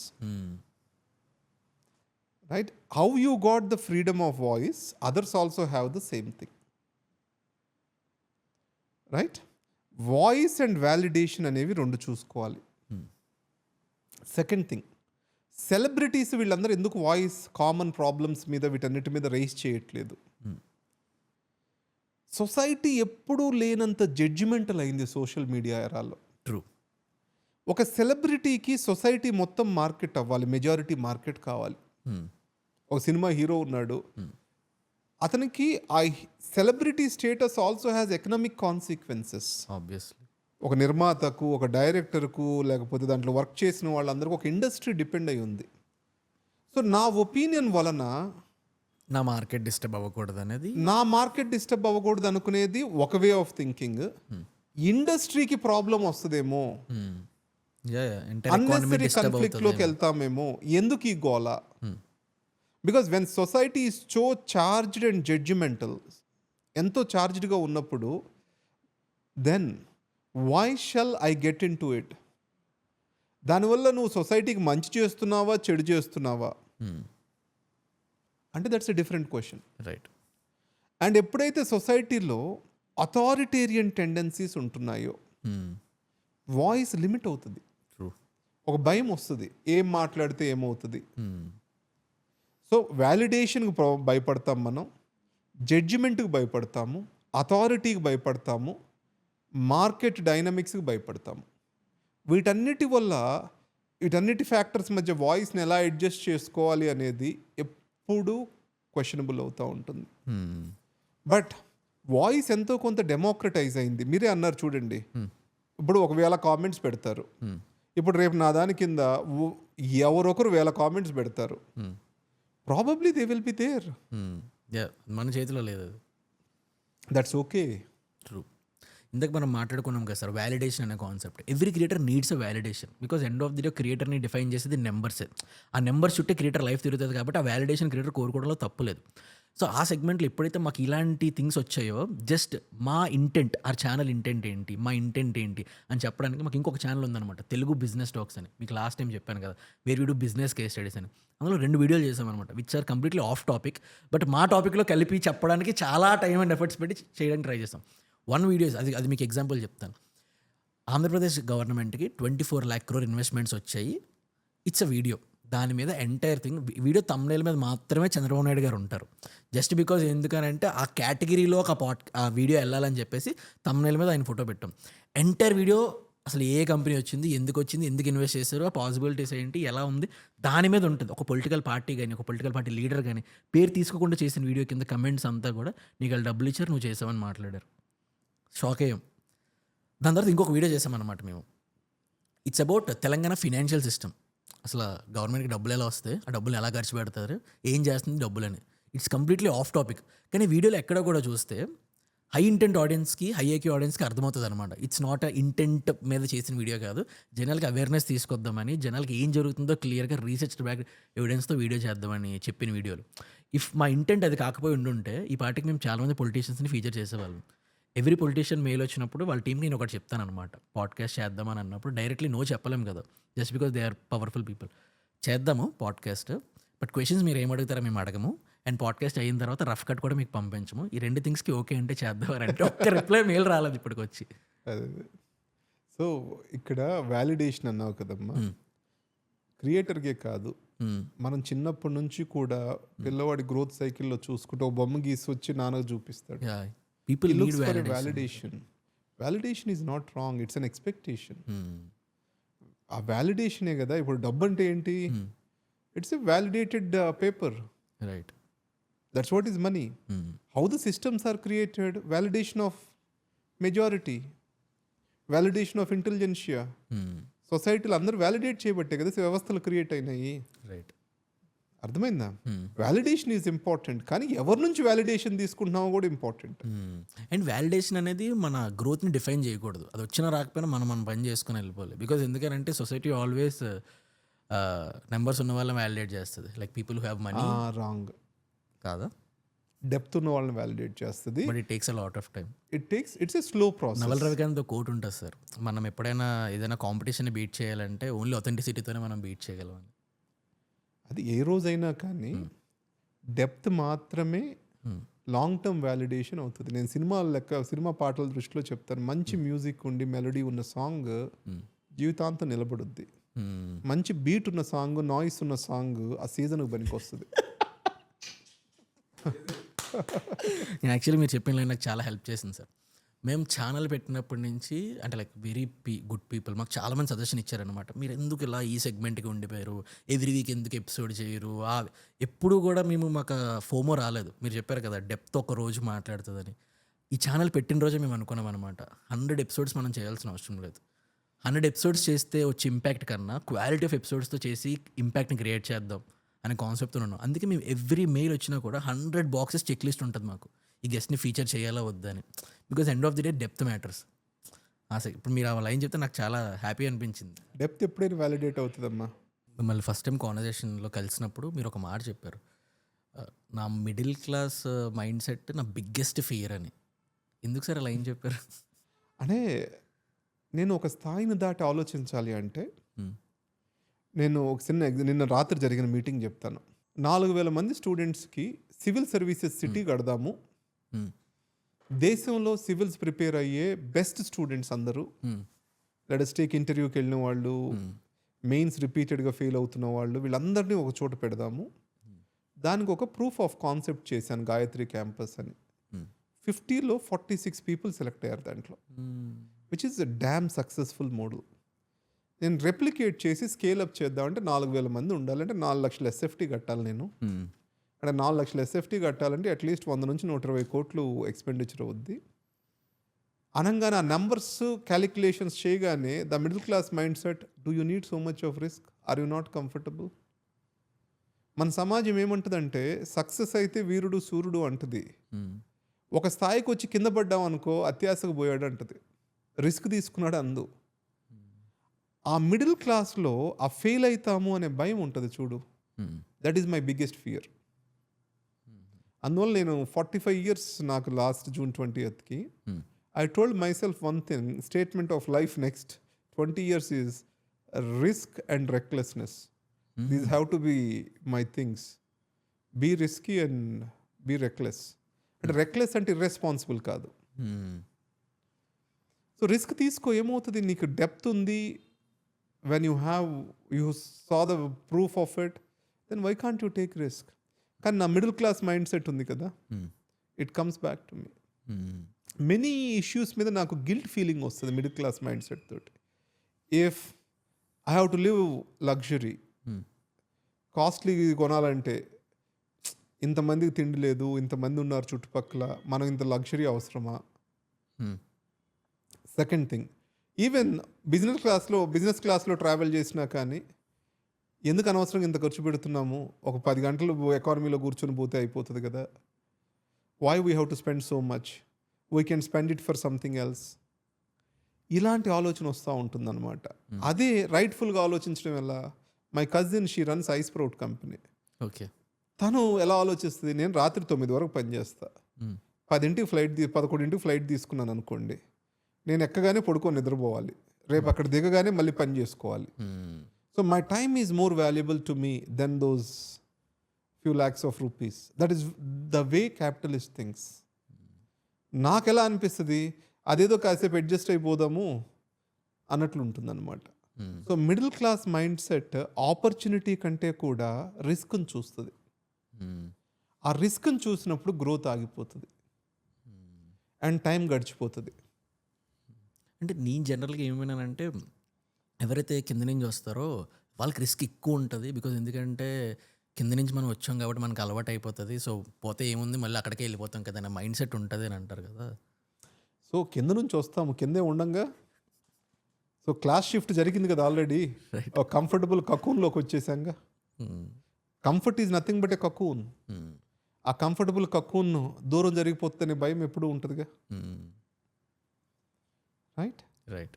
ఎందుకు ఇప్పుడు రిస్క్ తీసుకోవడము అనే కకూన్లోకి వెళ్తాం కదా, ఆ కకూనే పెద్ద భయం నాకు. పోతే ఏమవుద్ది, వర్స్ట్ ఏమవుద్ది అనుకునే ధైర్యం కోసం మిడిల్ క్లాస్ భయము అనేసి చెప్తాను నేను. ఆ ధైర్యం కావాలి ఎప్పుడైనా. పోతే మళ్ళీ సంపాదిస్తాము, ఏమవుద్ది? లేదా సంపాదించలేము, ఏమవుద్ది? 45 ఏళ్ళు మంచి క్వాలిటీ లైఫ్ ఇచ్చాడు దేవుడు, ఒక 20 ఏళ్ళు కష్టపడతాము, అంతకంటే ఏమవుతుంది అనే మైండ్ సెట్లోకి వెళ్ళాలి అనేది ప్రయత్నిస్తున్నాను. ఆ కొక్కు ఉన్న దాని నుంచి బయటపడాలి, అప్పుడే గ్రోత్ వస్తుంది. సో మీరు ప్రతి కాన్వర్జేషన్లో మీరు ఎక్కువ హోప్ గురించి మాట్లాడతారు. What is hope for you? Hope is calmness in the midst of change with a strong belief in your self. నేను ఇప్పటికిప్పుడు ఫ్రేమ్ చేశాను ఈ సెంటెన్స్ ఆలోచించి. యాక్చువల్లీ ఒక మార్పు జరుగుతున్నప్పుడు కూడా నీలో ఉన్న నిశ్చలత, రైట్, నీ పైన నీకున్న నమ్మకము, అదే హోప్. నిమ్మలంగా ఉండవు అంటారు కదా తెలంగాణలో. ఒక మార్పును చూస్తూ నిమ్మలంగా ఉండి దానిపైన నిర్ణయం తీసుకొని నిన్ను నువ్వు డిఫైన్ చేసుకొని నీ పైన నమ్మకం పెట్టుకొని ముందుకు సాగడమే hope. And this is my own definition of it. Eventually మీరు మనీ చూసే విధానం ఎలా మారింది? మీకు మనీ లేనప్పుడు, అంటే మీరు మెడిసిన్ చదువుతున్నప్పుడు మనీ మీ పాయింట్ ఆఫ్ వ్యూలో, మీరు యూపీఎస్సీ ప్రిపేర్ అవుతున్నప్పుడు మీ పాయింట్ ఆఫ్ వ్యూలో మనీ, ఇప్పుడు యూపీఎస్సీ పీపుల్కి ట్రైన్ చేస్తున్నప్పుడు, తర్వాత ఇప్పుడు ఎన్నో స్టార్టప్స్లో ఇన్వెస్ట్ చేసిన తర్వాత, how do you define money? What is money for you? Instrument. An instrument for certain things we want to do in life. For that it's an instrument. So let me put it this way. అంటే నేను మనీకి పెద్ద ఇబ్బంది పడ్డ సందర్భాలు తక్కువే. My father took good care of me. Luxury ఉందని చెప్పను కానీ మనీకి అయితే ఇబ్బంది పడలేదు. రెండోది, మా తాతగారి దగ్గర పెరిగాను నేను. చిన్నప్పుడు నాకు ఫార్మల్ స్కూలింగ్ లేదు. ఫార్మల్ స్కూలింగ్ అంటే క్లాసులకు పోవడం ఇవన్నీ లేవు. ఆయన I call him visionary actually. ఆయన టీచర్లను పెట్టి మన వాళ్ళందరినీ చదివించాడు ఆయన. ఆయన చదువు లేకపోవడం వల్ల వెనకపడ్డాననే బాధతోటి ఒక మారుమూల ప్రాంతానికి టీచర్లను తెచ్చి వాళ్ళ కోసం ఒక మిద్దె కట్టించాడు ఆయన. ఆయన మళ్ళీ నార్మల్ పెంకుటిల్లో ఉండేవాడు, లేదా టీచర్లు రారు అని వాళ్ళకి కట్టించి మన వాళ్ళందరినీ అక్కడ చదివించాడు. That is what is wisdom, right? The second part is medicine అప్పుడే నేను సంపాదించడం మొదలుపెట్టాను. మెడిసిన్ అప్పుడు నేను వెంకటపతి అని ఇప్పుడు నార్వేలో ఉన్నాడు, మేమిద్దరం ట్యూషన్స్ చెప్పేవాళ్ళం. So we use to have lot of craze అనమాట. మార్నింగ్ 4 o'clock ట్యూషన్స్ మొదలయ్యేవి మా ఇద్దరివి. సో నేను మెడిసిన్ చేస్తూ ఉండేవాడిని, అతను ఐఐటి ఢిల్లీలో చేసుకొని వచ్చి అక్కడ గుంటూరులో ఉన్నాడు. అప్పుడు RVRNJC కాలేజ్లోనే ఎక్కడో పని చేస్తూ ఉన్నాడు. ఇద్దరం ట్యూషన్స్ చెప్పేవాళ్ళు. సో మెడిసిన్ చేసేటప్పుడు అంటే డబ్బులు మా నాన్న పంపించక కాదు, సరిపోక, రైట్. థర్డ్ థింగ్, మెడిసిన్ అయిపోయిన తర్వాత ఈ ఫేజ్ ఉంది కదా, ప్రిపరేషన్ ఫేజ్. అప్పుడు ఏంటంటే తల్లిదండ్రులు అడగాలంటే ఒక నామోషి ఉండేది. ఇంత చదివించారు, ఇప్పుడు కూడా వాళ్ళ మీద ఆధారపడడం ఏంటి, మనం ఏదో ఒకటి సంపాదించుకోవాలి కదా, మళ్ళీ ఇక్కడ ఏమో ప్రిపరేషన్ కష్టాలు వస్తున్నాయి, ఇవన్నీ చాలా ఉంటాయి. అక్కడ ఏంటంటే నా కాన్ఫిడెన్స్ మీద మనీ అనేది అడగడము అనేది కాన్ఫిడెన్స్ మీద దెబ్బ కొడుతూ ఉండేది. Once I started this entrepreneurship, ఈ జర్నీ స్టార్ట్ అయ్యాక ఇనీషియల్గా ఆ ఇన్వెస్ట్మెంట్ గ్రోత్కి డబ్బులు ఉండేవి కాదు, గ్రోత్కి కావాల్సిన డబ్బులు ఉండేవి కాదు. అది ఎప్పుడు ప్రాబ్లమే. నువ్వు గ్రోత్ కావాలనుకున్న ప్రతిసారి అది ప్రాబ్లమే అవుతుంది మనీ. కానీ ఏ రోజు డబ్బులు అవసరమయ్యాయి అనుకున్నా కానీ ఏదో ఒక రూపాన్ని డబ్బులు వచ్చేవి. అదేలా you have to ask people. అదేం చెప్తున్నాను, మనం అడగడానికి మొహమాట పడతాము. అడగడము అలవాటైతే సహాయం చేయడానికి always help is around the corner. అడగడానికి మనకు చేత కాదంతే. ఇచ్చేవాళ్ళు, సహాయం చేసేవాళ్ళు ఎప్పుడూ మన చుట్టుపక్కలే ఉంటారు. అంటే రైట్ వేలో అడగడం రాదంటున్నారా జనాలకి, లేదా అడగడానికి నామోషి ఫీల్ అవుతాము, ఓకే. లేకపోతే అడగడానికి ఇబ్బంది పడతాము. But help is always around the corner. Interesting. So దీన్ని 4 దీంట్లో క్వాడ్రంట్స్గా చూద్దాం. First phase of my life, I sold my time. అంటే I leased my time to some other person. Time is what? Life on this earth. Time is equal to life, mathematical equation for me. So I sold my life to others for the first few years, which is an employee stage of my life, where I taught for the other institutions. For me, నేను నేర్చుకుంటున్నాను. అన్ని ఇన్స్టిట్యూషన్స్లో పాఠాలు చెప్తూ వ్యవస్థల గురించి నేర్చుకున్న phase అది. I call it as an employee phase. ఆ తర్వాత నా ఓన్గా పాఠాలు చెప్పుకుంటూ మొదలుపెట్టాను. Rather than taking salary, I started taking a share of the revenue. Okay. That is the second phase, which I call it as self-employment or semi-employment phase. Self-employment phase, where I have used time for my own growth or my own money. The third phase is entrepreneur phase, where I have borrowed, or else where I have borrowed the time of others. By investing in startup. By paying them. Okay. Right? That is the next phase. That is entrepreneurial phase. ఆ phase ఒక స్థాయికి వచ్చిన తర్వాత I started buying the time of the people who bought the time of the others. And that's where the investment phase has come into picture. So this is how I see it in the context of time. Okay. So now, when you asked about the investments, I am buying the time of the people who is buying the time of the others. So it's all narrative is not about money. This is about time. And ఆ టైంని save చేసుకోవడానికి, కొనుక్కోవడానికి కావాల్సిన instrument money. That is how I relate the time and money with things. So now ఇప్పుడు చేస్తుంది ఏంటి? Deep tech. Education wise, is education something which I like the most? I spend the money there. నేను అందరూ ఎడ్యుకేషన్లో సంపాదిస్తున్నాను అనుకుంటారు. ఎడ్యుకేషన్లో నాకు డబ్బులు పెద్ద మిగలవు. అండ్ వెరీ వెరీ అంటే less than 9% it is. I restrict the profits actually. ఎక్కడి నుంచి మీరు ఎక్కువ డబ్బులు సంపాదిస్తారు మరి? అదే చెప్తున్నాను. ఓకే. ఎడ్యుకేషన్ మీద ప్రాఫిట్ రెస్ట్రిక్ట్ చేస్తారు. 9% కంటే ఎక్కువ ఉండకూడదు. Okay. I tell the people, if your profit is more than 9%, it means that you are doing some injustice somewhere. Please check. 9 అనేది లక్కీ నెంబర్ కాబట్టి 9 దగ్గర 9% దాటకూడదు అని చెప్తాను. That is the ceiling of the profit. అంతకంటే ఎక్కువ వచ్చిందని ఎవరిన finance వాళ్ళు చెప్పినా, ఎవరు చెప్పినా కానీ that is kind of a red flag to me. Right? So కోచింగ్లో what I mean is, next part వచ్చేసరికి మోస్ట్ ఆఫ్ ద మనీ నాకు ముందు పెద్ద విషయాలు తెలిసేవి కాదు. రైతు కుటుంబం నుంచి వచ్చాను కదా, వచ్చిన డబ్బులన్నీ పొలం కొనేవాడిని. అప్పుడు హైదరాబాద్లో 15-20 లక్షల ఎకరా మోకిళ్ళలో. ఈరోజు ఎంత 20-30 కోట్లు ఉంది. రైట్. అలా అంటే వచ్చిన డబ్బులన్నీ కూడా పొలం మీద పెట్టాను ఫస్ట్. ఎందుకంటే నాకు మిగతావి ఏవి తెలియక. సో హైదరాబాద్ గ్రోత్ ఫేజ్లో అలా పార్ట్నర్ అయ్యాను నేను.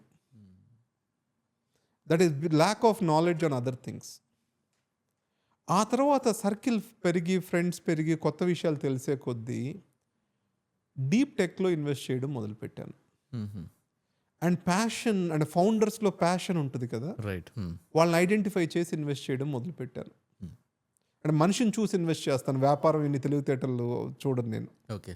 మనిషి నచ్చితే ఇన్వెస్ట్ చేస్తాను. ఇప్పుడు వికారాబాద్ దగ్గర వినియార్డ్, అక్కడ హయత్ వాళ్ళతో నిన్నే సైన్ అయిందని చెప్తున్నారు. Hayath regency 5-star hotel sign అయింది అనేసి. వినియార్డ్లో ఇన్వెస్ట్ చేశాను. I have invested some small amount of money. It has given me close to 10 crores of rupees. I mean, I shall not say the numbers because it becomes a tax issue. So let's cut it down. Okay. So it has given me a huge X. అలానే quantum computing.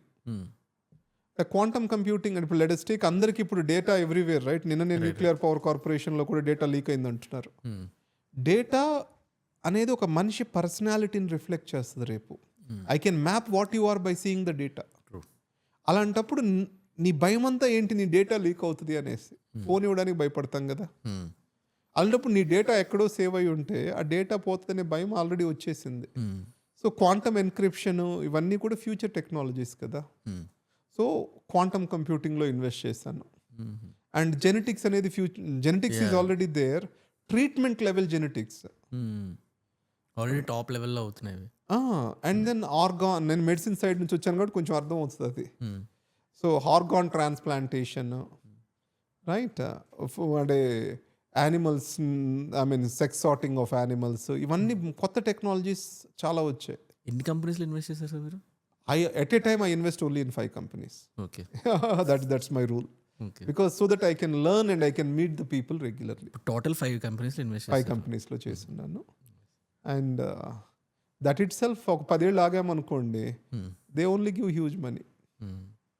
అదేంటి నేను ఖాళీగా కూర్చొని right, నా కోసం ఇంకొకరు work చేస్తూ ఉన్నప్పుడు నాకు వచ్చే మనీ అది. That is real wealth generation. That is the real wealth generation. Even when you are sleeping your money is generating కదా. అంటే ఇక్కడ ఎక్కడ ఇన్వెస్ట్ చేస్తాము అనేది చాలా ఇంపార్టెంట్. అంటే దాన్ని అర్థం చేసుకొని ఫస్ట్ భూమి మీద పెట్టాను. అంటే భూమి మీద నేను మెడిసిన్ ఫైనల్ ఇయర్లో ఉన్నప్పుడే భూమి మీద పెట్టాను. ఫస్ట్ హౌస్ సర్జన్లో ఉన్నప్పుడే. అప్పుడు నేషనల్ హైవే డెవలప్మెంట్ ప్రోగ్రామ్ అని అప్పుడే వస్తుందన్నమాట. ఓకే, హైవే డెవలప్మెంట్ అంటే ఎంత వస్తుంది, దాని ప్రాజెక్ట్ ఏంటి, అది చూసి ఒక 2 ఎకరాలు ఫస్ట్ రోడ్డు మీద ఉన్న బిట్ అంటే చాలా ఎక్కువ రేట్ చెప్పారని చెప్పేసి లోపల పోయి కొన్నాను నేను. I know that some day it will get on to the road.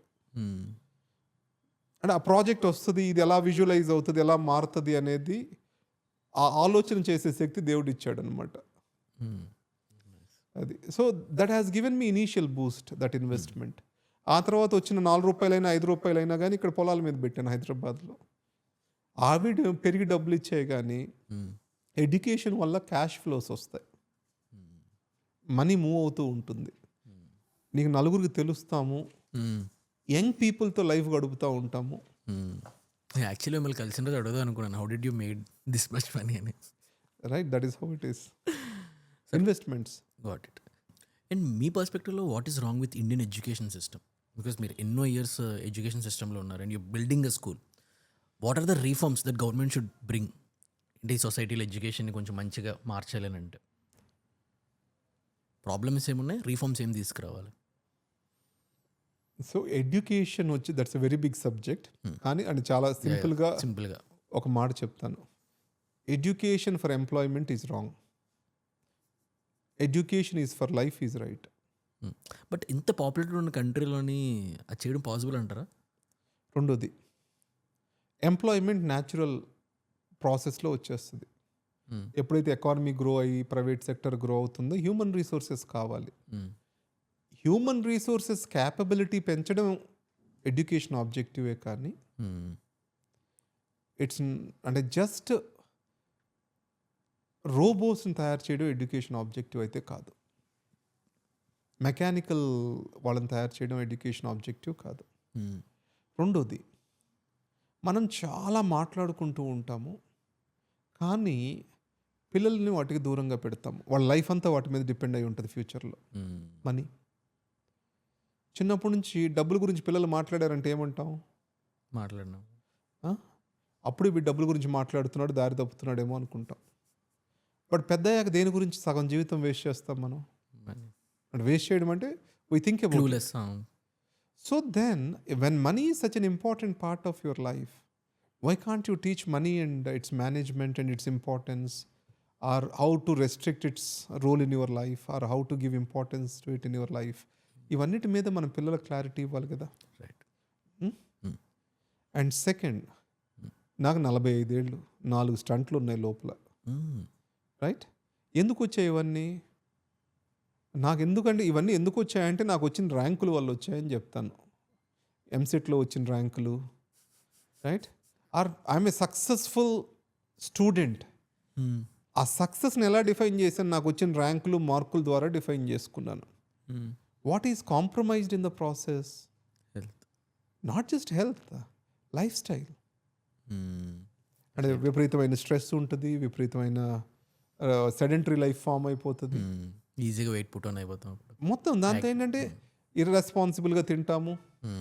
So education అనేది ముందు పర్సన్గా నిన్ను నువ్వు మౌల్డ్ చేసుకోగలగాలి కదా, very good point sir. Right? అలాంటి ఎడ్యుకేషన్ ఇవ్వాలి పిల్లలకు. ఈ ర్యాంకులు, నేను పేరెంట్ వచ్చి మా పిల్లోడు దేంట్లో వీక్ ఉన్నాడు అంటే, పిచ్చుడా మీ పిల్లోడు దేంట్లో గొప్పోడు అవుతాడో అడుగు, అందరూ అన్నిట్లో గొప్పోళ్ళు కారు. నార్మల్ పేరెంట్స్ వచ్చి అడిగినప్పుడు రైట్, వాడికి ఏం అర్థం కావట్లేదు, దేని ట్యూషన్ పెట్టాలి, ఇలాంటి 4 క్వశ్చన్లు అడుగుతారు. Always they see where they are getting less marks. But life has to be played on strengths. వాడు దేంట్లో బాగా చేస్తున్నాడు, దేని వైపు తీసుకెళ్ళొచ్చు నేను, ఇలా ఆలోచించు అని పేరెంట్ కౌన్సిలింగ్కి కూర్చుంటాను నేను. వీటన్నిటిని అందుకనేసి మీ పిల్లవాడు హ్యాపీగా ఉండాలి, సక్సెస్ విత్ హ్యాపీనెస్ రావాలని ఆలోచించండి తప్పితే సక్సెస్ అవ్వాలి, మార్కులు బాగా రావాలి, those are important but they are not everything in education. వాటిలో కాన్ఫిడెన్స్ రావాలి, వ్యవహార నైపుణ్యత రావాలి, వ్యవహారం నెరపగలగాలి నలుగురితో, దాన్ని వ్యవహార దక్షత అంటాం. సో సమాజంలో సక్సెస్ అయింది బాగా చదువుకున్న వాళ్ళు కాదు, వ్యవహార దక్షత ఉన్నవాళ్ళు. వ్యవహార దక్షత అంటే నలుగురితోటి ఒక విషయాన్ని, ఒక ట్రాన్సాక్షన్ని సక్సెస్ఫుల్గా కంప్లీట్ చేయగలిగిన వాళ్ళు సక్సెస్ అయ్యారు. రైట్? సో చిన్నప్పటి నుంచి మనం ఇవ్వాల్సిన ట్రైట్స్ ఏంటి అంటే సెల్ఫ్ మేనేజ్మెంట్, నా ఆరోగ్యం, ఫుడ్, అండ్ దెన్ దాంతోపాటు సబ్జెక్ట్, దాంతోపాటు రోజు పెద్దయ్యాక వాడు వేటేటి ఇన్స్ట్రుమెంట్స్ వాడతాడు, వాటి మీద జ్ఞానం. ఇవి చేస్తే ఎడ్యుకేషన్ మారిపోతుంది. నేను పెట్టబోయే స్కూల్స్ అన్నీ కూడా they are going to be like that. I will design my own curriculum. Is there anything మీరు ప్రీవియస్ ఛాన్స్ దొరికితే లైఫ్లో ఏదైనా చేంజ్ చేద్దాం, కరెక్ట్ చేద్దాం, రీడూ చేద్దాం అంటే లైక్ యూపీఎస్సీ ఇంకొక అటెంప్ట్ ఇచ్చి ట్రై చేద్దాం, అలా ఏమైనా థాట్స్ ఎప్పుడైనా అనిపించా? యూపీఎస్సీ ఇప్పుడు 45 ఏళ్ళ తర్వాత వెనక్కి జరుగుకుంటే, సో భగవంతుడు మనకి ఏది కరెక్ట్ అనిపిస్తే అదే ఇస్తాడు. ప్రాబబ్లీ యూపీఎస్సీ కానీ సివిల్ సర్వీసెస్లో I may not be right fit. I may right fit in institution building. So దానివల్ల నాకు దీని వైపు ఇచ్చారు. So regrets, yeah, I mean probably it may appear silly for few people, I'll put it this way. I had a pet by name Asha. నాకడ 3 pets ఉండేవి, స్వేచ్ఛ, ఆశ, Bheem. 3 pets passed away. Asha means hope. స్వేచ్ఛ means freedom. Beam means strength. So hope, freedom and strength అన్నట్లు అలా పెట్టాను పేర్లు వాటికి. ఆ 3 dogs, Asha చనిపోయినప్పుడు I was travelling actually. It waited till I came, I took it to the hospital, it was looking into my eyes and dead. నేనంటే వర్క్లో పడిపోయి దాన్ని పట్టించుకోలేదు. అండ్ స్వేచ్ఛ అండ్ భీమ్ ఇద్దరు చనిపోయినప్పుడు నేను ఇండియాలో, ఐ మీన్ భీము చచ్చిపోయినప్పుడు ఇండియాలో లేను, స్వేచ్ఛ చనిపోయినప్పుడు కూడా లేను. I mean the most 3 important elements of life, when they are moving away from me, I was not next to them. అంటే ప్రయారిటీ ఏంటంటే పోయాక వాటి విలువ తెలుస్తుంది. So if time is given back to me, I will spend more time with them. Sir అందుకనే మీరు రాగానే పెట్టని చూసి ఎవరు చూసుకుంటున్నారు దీన్ని అని అడిగారు. ఇప్పుడు అర్థమైంది. నో అంటే నా వన్స్ అంటే జర్నీ కానీ మనీ అంతా అక్యుములేట్ చేశాక కూడా I will give nothing to any one, ఏదైనా వారసులు ఇలా nothing like that. I will give it back to society. Trust పెట్టేసి సొసైటీకి ఇచ్చేస్తాను. అండ్ నాతో పాటు మా పెదమామయ్య వాళ్ళ పిల్లలు, మనవాళ్ళు, వీళ్ళందరూ ఉన్నారు. వాళ్ళు ఇంకా ఊర్లోనే ఉన్నారు. అంటే అది తప్పని కాదు, నేను మా ఊరు పోయి సెటిల్ అవుదాం అనుకుంటున్నాను. కాకపోతే అంటే వాళ్ళకి ఎడ్యుకేషన్ అనేది ఇస్తే వాళ్ళు అనుకున్న దాని వైపు ఎదుగుతారు. సో అందుకోసం ఒక ట్రస్ట్ పెట్టేసి వాళ్ళందరూ ఎదగడానికి కావాల్సిన ఏర్పాట్లు చేద్దామని ఆలోచిస్తున్నాను. So that's how I want to exit this world.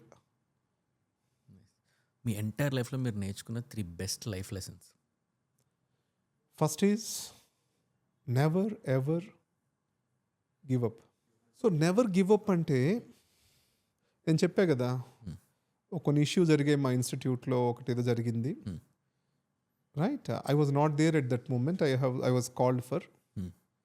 అందరు ఈ రోజుతో ఇతను చచ్చిపోయి, ఇతను ఇంకా ఇన్స్టిట్యూట్ కొలాప్స్ అయిపోయింది, కెరీర్ అంటే ఇతను ఏం చేయలేడు, అది something. No, I converted that into an opportunity. I worked on it. పడిపోతాము అనుకున్నప్పుడు కూడా ఆ హోప్ని బతికించుకొని మళ్ళీ నిలబడి పనిచేయడం అనేది చాలా ఇంపార్టెంట్. సో దట్స్ వై సమాజం నిన్ను ఎన్నన్నా ఏమన్నా కానీ నీ మీద నీకు నమ్మకం ఉన్నప్పుడు నువ్వు ఏదేం చేయగలుగుతావు. సో నెవర్ గివ్, అది చేయని అవసరం లేదు. That is the first thing. అందరూ పడిపోయాడు, వీడి పని అయిపోయింది, because they don't know the depth of you. నీకు మాత్రమే తెలుసు నీ డెప్త్. నువ్వు నిలబడగలవనే నమ్మకం నీకుంటే చాలు. నాకు అది మా తాత నుంచి వచ్చింది. Second thing, don't waste time on unreasonableness and unreasonable people. Unreasonable people అంటే వాడికి ఏం కావాలో వాడికి క్లారిటీ ఉండదు. అండ్ ద సెకండ్ థింగ్, మనం మనుషుల గురించి ఎక్కువ మాట్లాడతాము వ్యవస్థల గురించి కంటే కూడా. మనుషుల గురించి మాట్లాడే కొద్దీ you talk about jealous and you talk about many human characters. దానివల్ల టైం వేస్ట్ అవుతుంది. Remember only one thing, you can never do good business with bad people. True. Any unreasonable person is not a good person for me. Better avoid that. Develop your own circle who are reasonable. Third thing, learn every moment.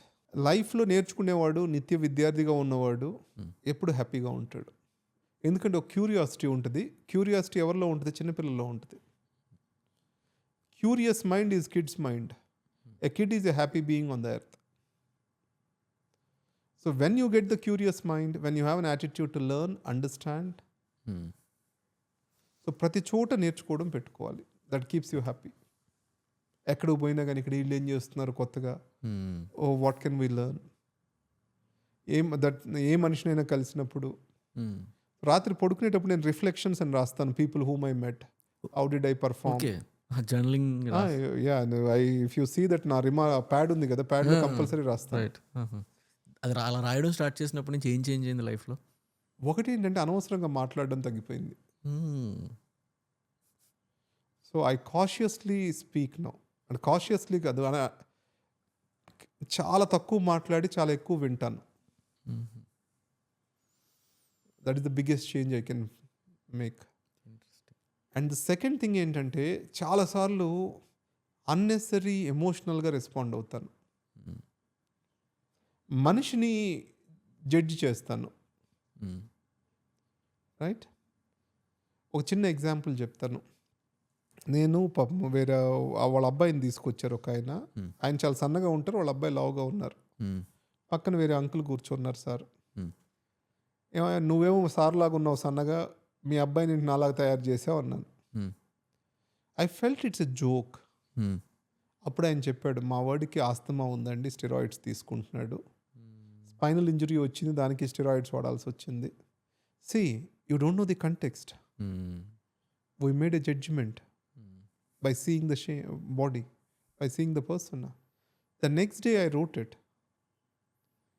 One thing is, మనము ఏదో సరదాగా conversation కోసము, connection కోసం మాట్లాడేది పక్క వాళ్ళని hurt చేయకూడదు. Connection is the most important thing. రైట్ఫుల్ కనెక్షన్ ఫామ్ అయ్యాక కరెక్షన్ కానీ అన్నీ వస్తాయి. ఇది నాకు సిఆర్ నాయుడు గారు చెప్పారు. ఆయన ఒక బుక్ రాశారు, కొండమెట్లు అని. ఆ బుక్ మొత్తం చదువుకొని పోయాక ఒకటి అచ్చు తప్పు ఉంది ఆ పుస్తకంలో. మొత్తం సరే, ఈ అచ్చు తప్పు ఉందని మిస్టేక్ అని చెప్పి ఇచ్చాను పుస్తకం. అన్నాడు, ఈ పుస్తకం మొత్తంలో నీకు అది ఒకటే కనిపించిందా అని. అంటే ఈ పుస్తకంలో ఇంత మంచి ఉన్నప్పుడు చివరికి నువ్వు చూసింది ఏంటి? అచ్చు తప్పు. దాంట్లో ఇన్వెస్ట్మెంట్ ఐడియాస్ ఉన్నాయి, తన జీవితాన్ని ఎలా మలుచుకున్నారో ఉంది. ఇవన్నీ మర్చిపోయి ఒక అచ్చు తప్పు చూసావు. అంటే తప్పులు ఎతకడం నీ జీవితంలో భాగం అయిపోయింది. That keeps you unhappy. So connection is important before correction. Great sir, చాలా నచ్చింది. సో అది ప్రతి మనిషితో కనెక్ట్ ఏర్పాటు చేసుకో, అప్పుడు నువ్వు చెప్పేది వింటాడు. So that is one life lesson ఆయన నేర్పించింది నాకు, సిఆర్ నాయుడు గారు. మొన్న మీ ఆఫీస్లోకి వెళ్తున్నప్పుడు కూడా మీరు చెప్పారు సార్, నేను ఫ్రీ టైంలో ఎక్కువ బుక్స్ చదువుతానని. ఎనీ 3 బుక్స్ చెప్పండి యంగ్స్టర్స్కి చాలా హెల్ప్ అయ్యేలాగా. ఆ 3 బుక్స్ మీకు కూడా చాలా హెల్ప్ అయ్యాయి. సో దట్ ఆ 3 బుక్స్ చదివితే చాలా హెల్ప్ అవుతుంది యంగ్స్టర్స్కి అనేలా. 3 బుక్స్ 3 డైమెన్షన్స్లో చెప్తాను. ఒకటే డైమెన్షన్లో 3 కాకుండా ఓకే. Psychology of money. అంటే if you want to transform yourself as an investor, psychology of money. రెండోది వ్యవస్థని అర్థం చేసుకోవాలంటే క్యాస్ట్ అనే బుక్ చదవండి. Caste, CAST. It's not an Indian author. Okay. Caste అనే బుక్ చదవండి. అంటే మన ఈ మనుషుల మధ్య వ్యత్యాసాలు, how one system tries to or else one group tries to subordinate the other group, right? How you have to position your self in the society, అది తెలుసుకోవడానికి ఆ క్యాస్ట్ అనే బుక్ పనికి వస్తుంది. And third is about your personality, atomic habits. Atomic habits. Sir మీరు మీ grand father పేరు, మీ father పేరు, because they gave you very good life అని చెప్పి చాలాసార్లు తీసుకున్నారు. వాళ్ళ నుంచి మీరు చాలా నేర్చుకున్నవి మీ లైఫ్లో ఎప్పుడు ఉండిపోయేవి అలా 3 things. So 3 is your lucky number or what everything is done. Instagram lucky number actually. So అంటే మా గ్రాండ్ ఫాదర్ నుంచి అంటే నేను I love to learn from everywhere and that is the biggest strength of me when I look back. అంటే చిన్నప్పుడు బయట పడుకునేవాళ్ళం నేను మా తాత. నేను మా అమ్మమ్మ వాళ్ళ ఊర్లో పెరిగేటప్పుడు ఆయన దగ్గర పడుకున్నప్పుడు ఈ చిన్న చిన్న మాటలు చెప్తూ ఉండేవాళ్ళు అనమాట. ఇందాక నేను చెప్పాను చూడండి, కట్టులేని వ్యాపారము, ఇది హద్దు లేని పొలవద్దు అనేసి. That's entire business wisdom, land buying wisdom is put in to one single statement. కట్టులేని వ్యాపారం, గట్టులేని పొలం. గట్టులేని అంటే హద్దు లేని పొలం అనమాట. అంటే అది ఒక విజ్డమ్ అనమాట అది. అలా ఆయన చాలా విషయాలు చెప్పేవాడు, చాలా విషయాలు. రెండోది, మా మదర్ షీఈ్ ఎ గివర్. ఇవ్వడాన్ని ఇష్టపడతారు. She loves to give, she loves to feed. అంటే మనం ఇచ్చినప్పుడు అది 10 రెట్లై మళ్ళీ మనకు తిరిగి వస్తుంది. The entire universe will conspires to give you back. So that is what I learn from her. అందరికంటే నేను బాగా నేర్చుకుంది and in the later decades of my life Malkonde గారి దగ్గర నుంచి. మాల్కొండే సార్ ఆయన చాలా ఉన్నతమైన వ్యక్తి, ఒక సెయింట్ లాంటి వ్యక్తి. పోలీసులు డీజీపీగా చేశారు, ఇవన్నీ చేసినా కానీ హ్యూమిలిటీ. నేను చెప్పేది కూడా వింటారు, ఎవరు చెప్పేది కూడా వింటారు. అండ్ దెన్ మనం ఎంత ఎమోషనల్గా ఛార్జ్ చేయకపోయినా కానీ ఆయనకు జడ్జిమెంట్ ఉంటుంది, ఆ జడ్జిమెంట్ అప్లై చేస్తారు. And he makes you feel important. మా ప్రాంతం నుంచి మొదట ఐపీఎస్ ఆఫీసర్ ఆయన. నేను చిన్నప్పుడు మెడిసిన్ చేసేటప్పుడు మా గుంటూరులో డిఐజీ ఆయన. ఆయన చూస్తూ అంటే ఆయన్ని డిఐజీగా చూశాను అప్పుడు నేను మెడిసిన్ చేసేటప్పుడు. తర్వాత డీజీపీగా చూశాను. ఆ రోజు ఎలా ఉన్నారో ఈ రోజు అంతే. Nothing change, nothing influences him. So స్థిత ప్రజ్ఞత అంటాం చూడండి, అంటే I'm not to that level, but humility అనేది లైఫ్కి చాలా ఇంపార్టెంట్. సమాజం దేన్నైనా యాక్సెప్ట్ చేస్తేమో కానీ అహంకారాన్ని యాక్సెప్ట్ చేయదు. పక్క మనిషి అహంకారాన్ని మాత్రం యాక్సెప్ట్ చేయడు. డబ్బున్నా డబ్బు లేకపోయినా కానీ నీ అహంకారం చూయించావు అనుకో నీ పతనం మొదలవుతుంది. అది దగ్గరకు రాకుండా చూసుకోవాలి. Right? So this all I put. Thanks sir, thank you so much for doing this.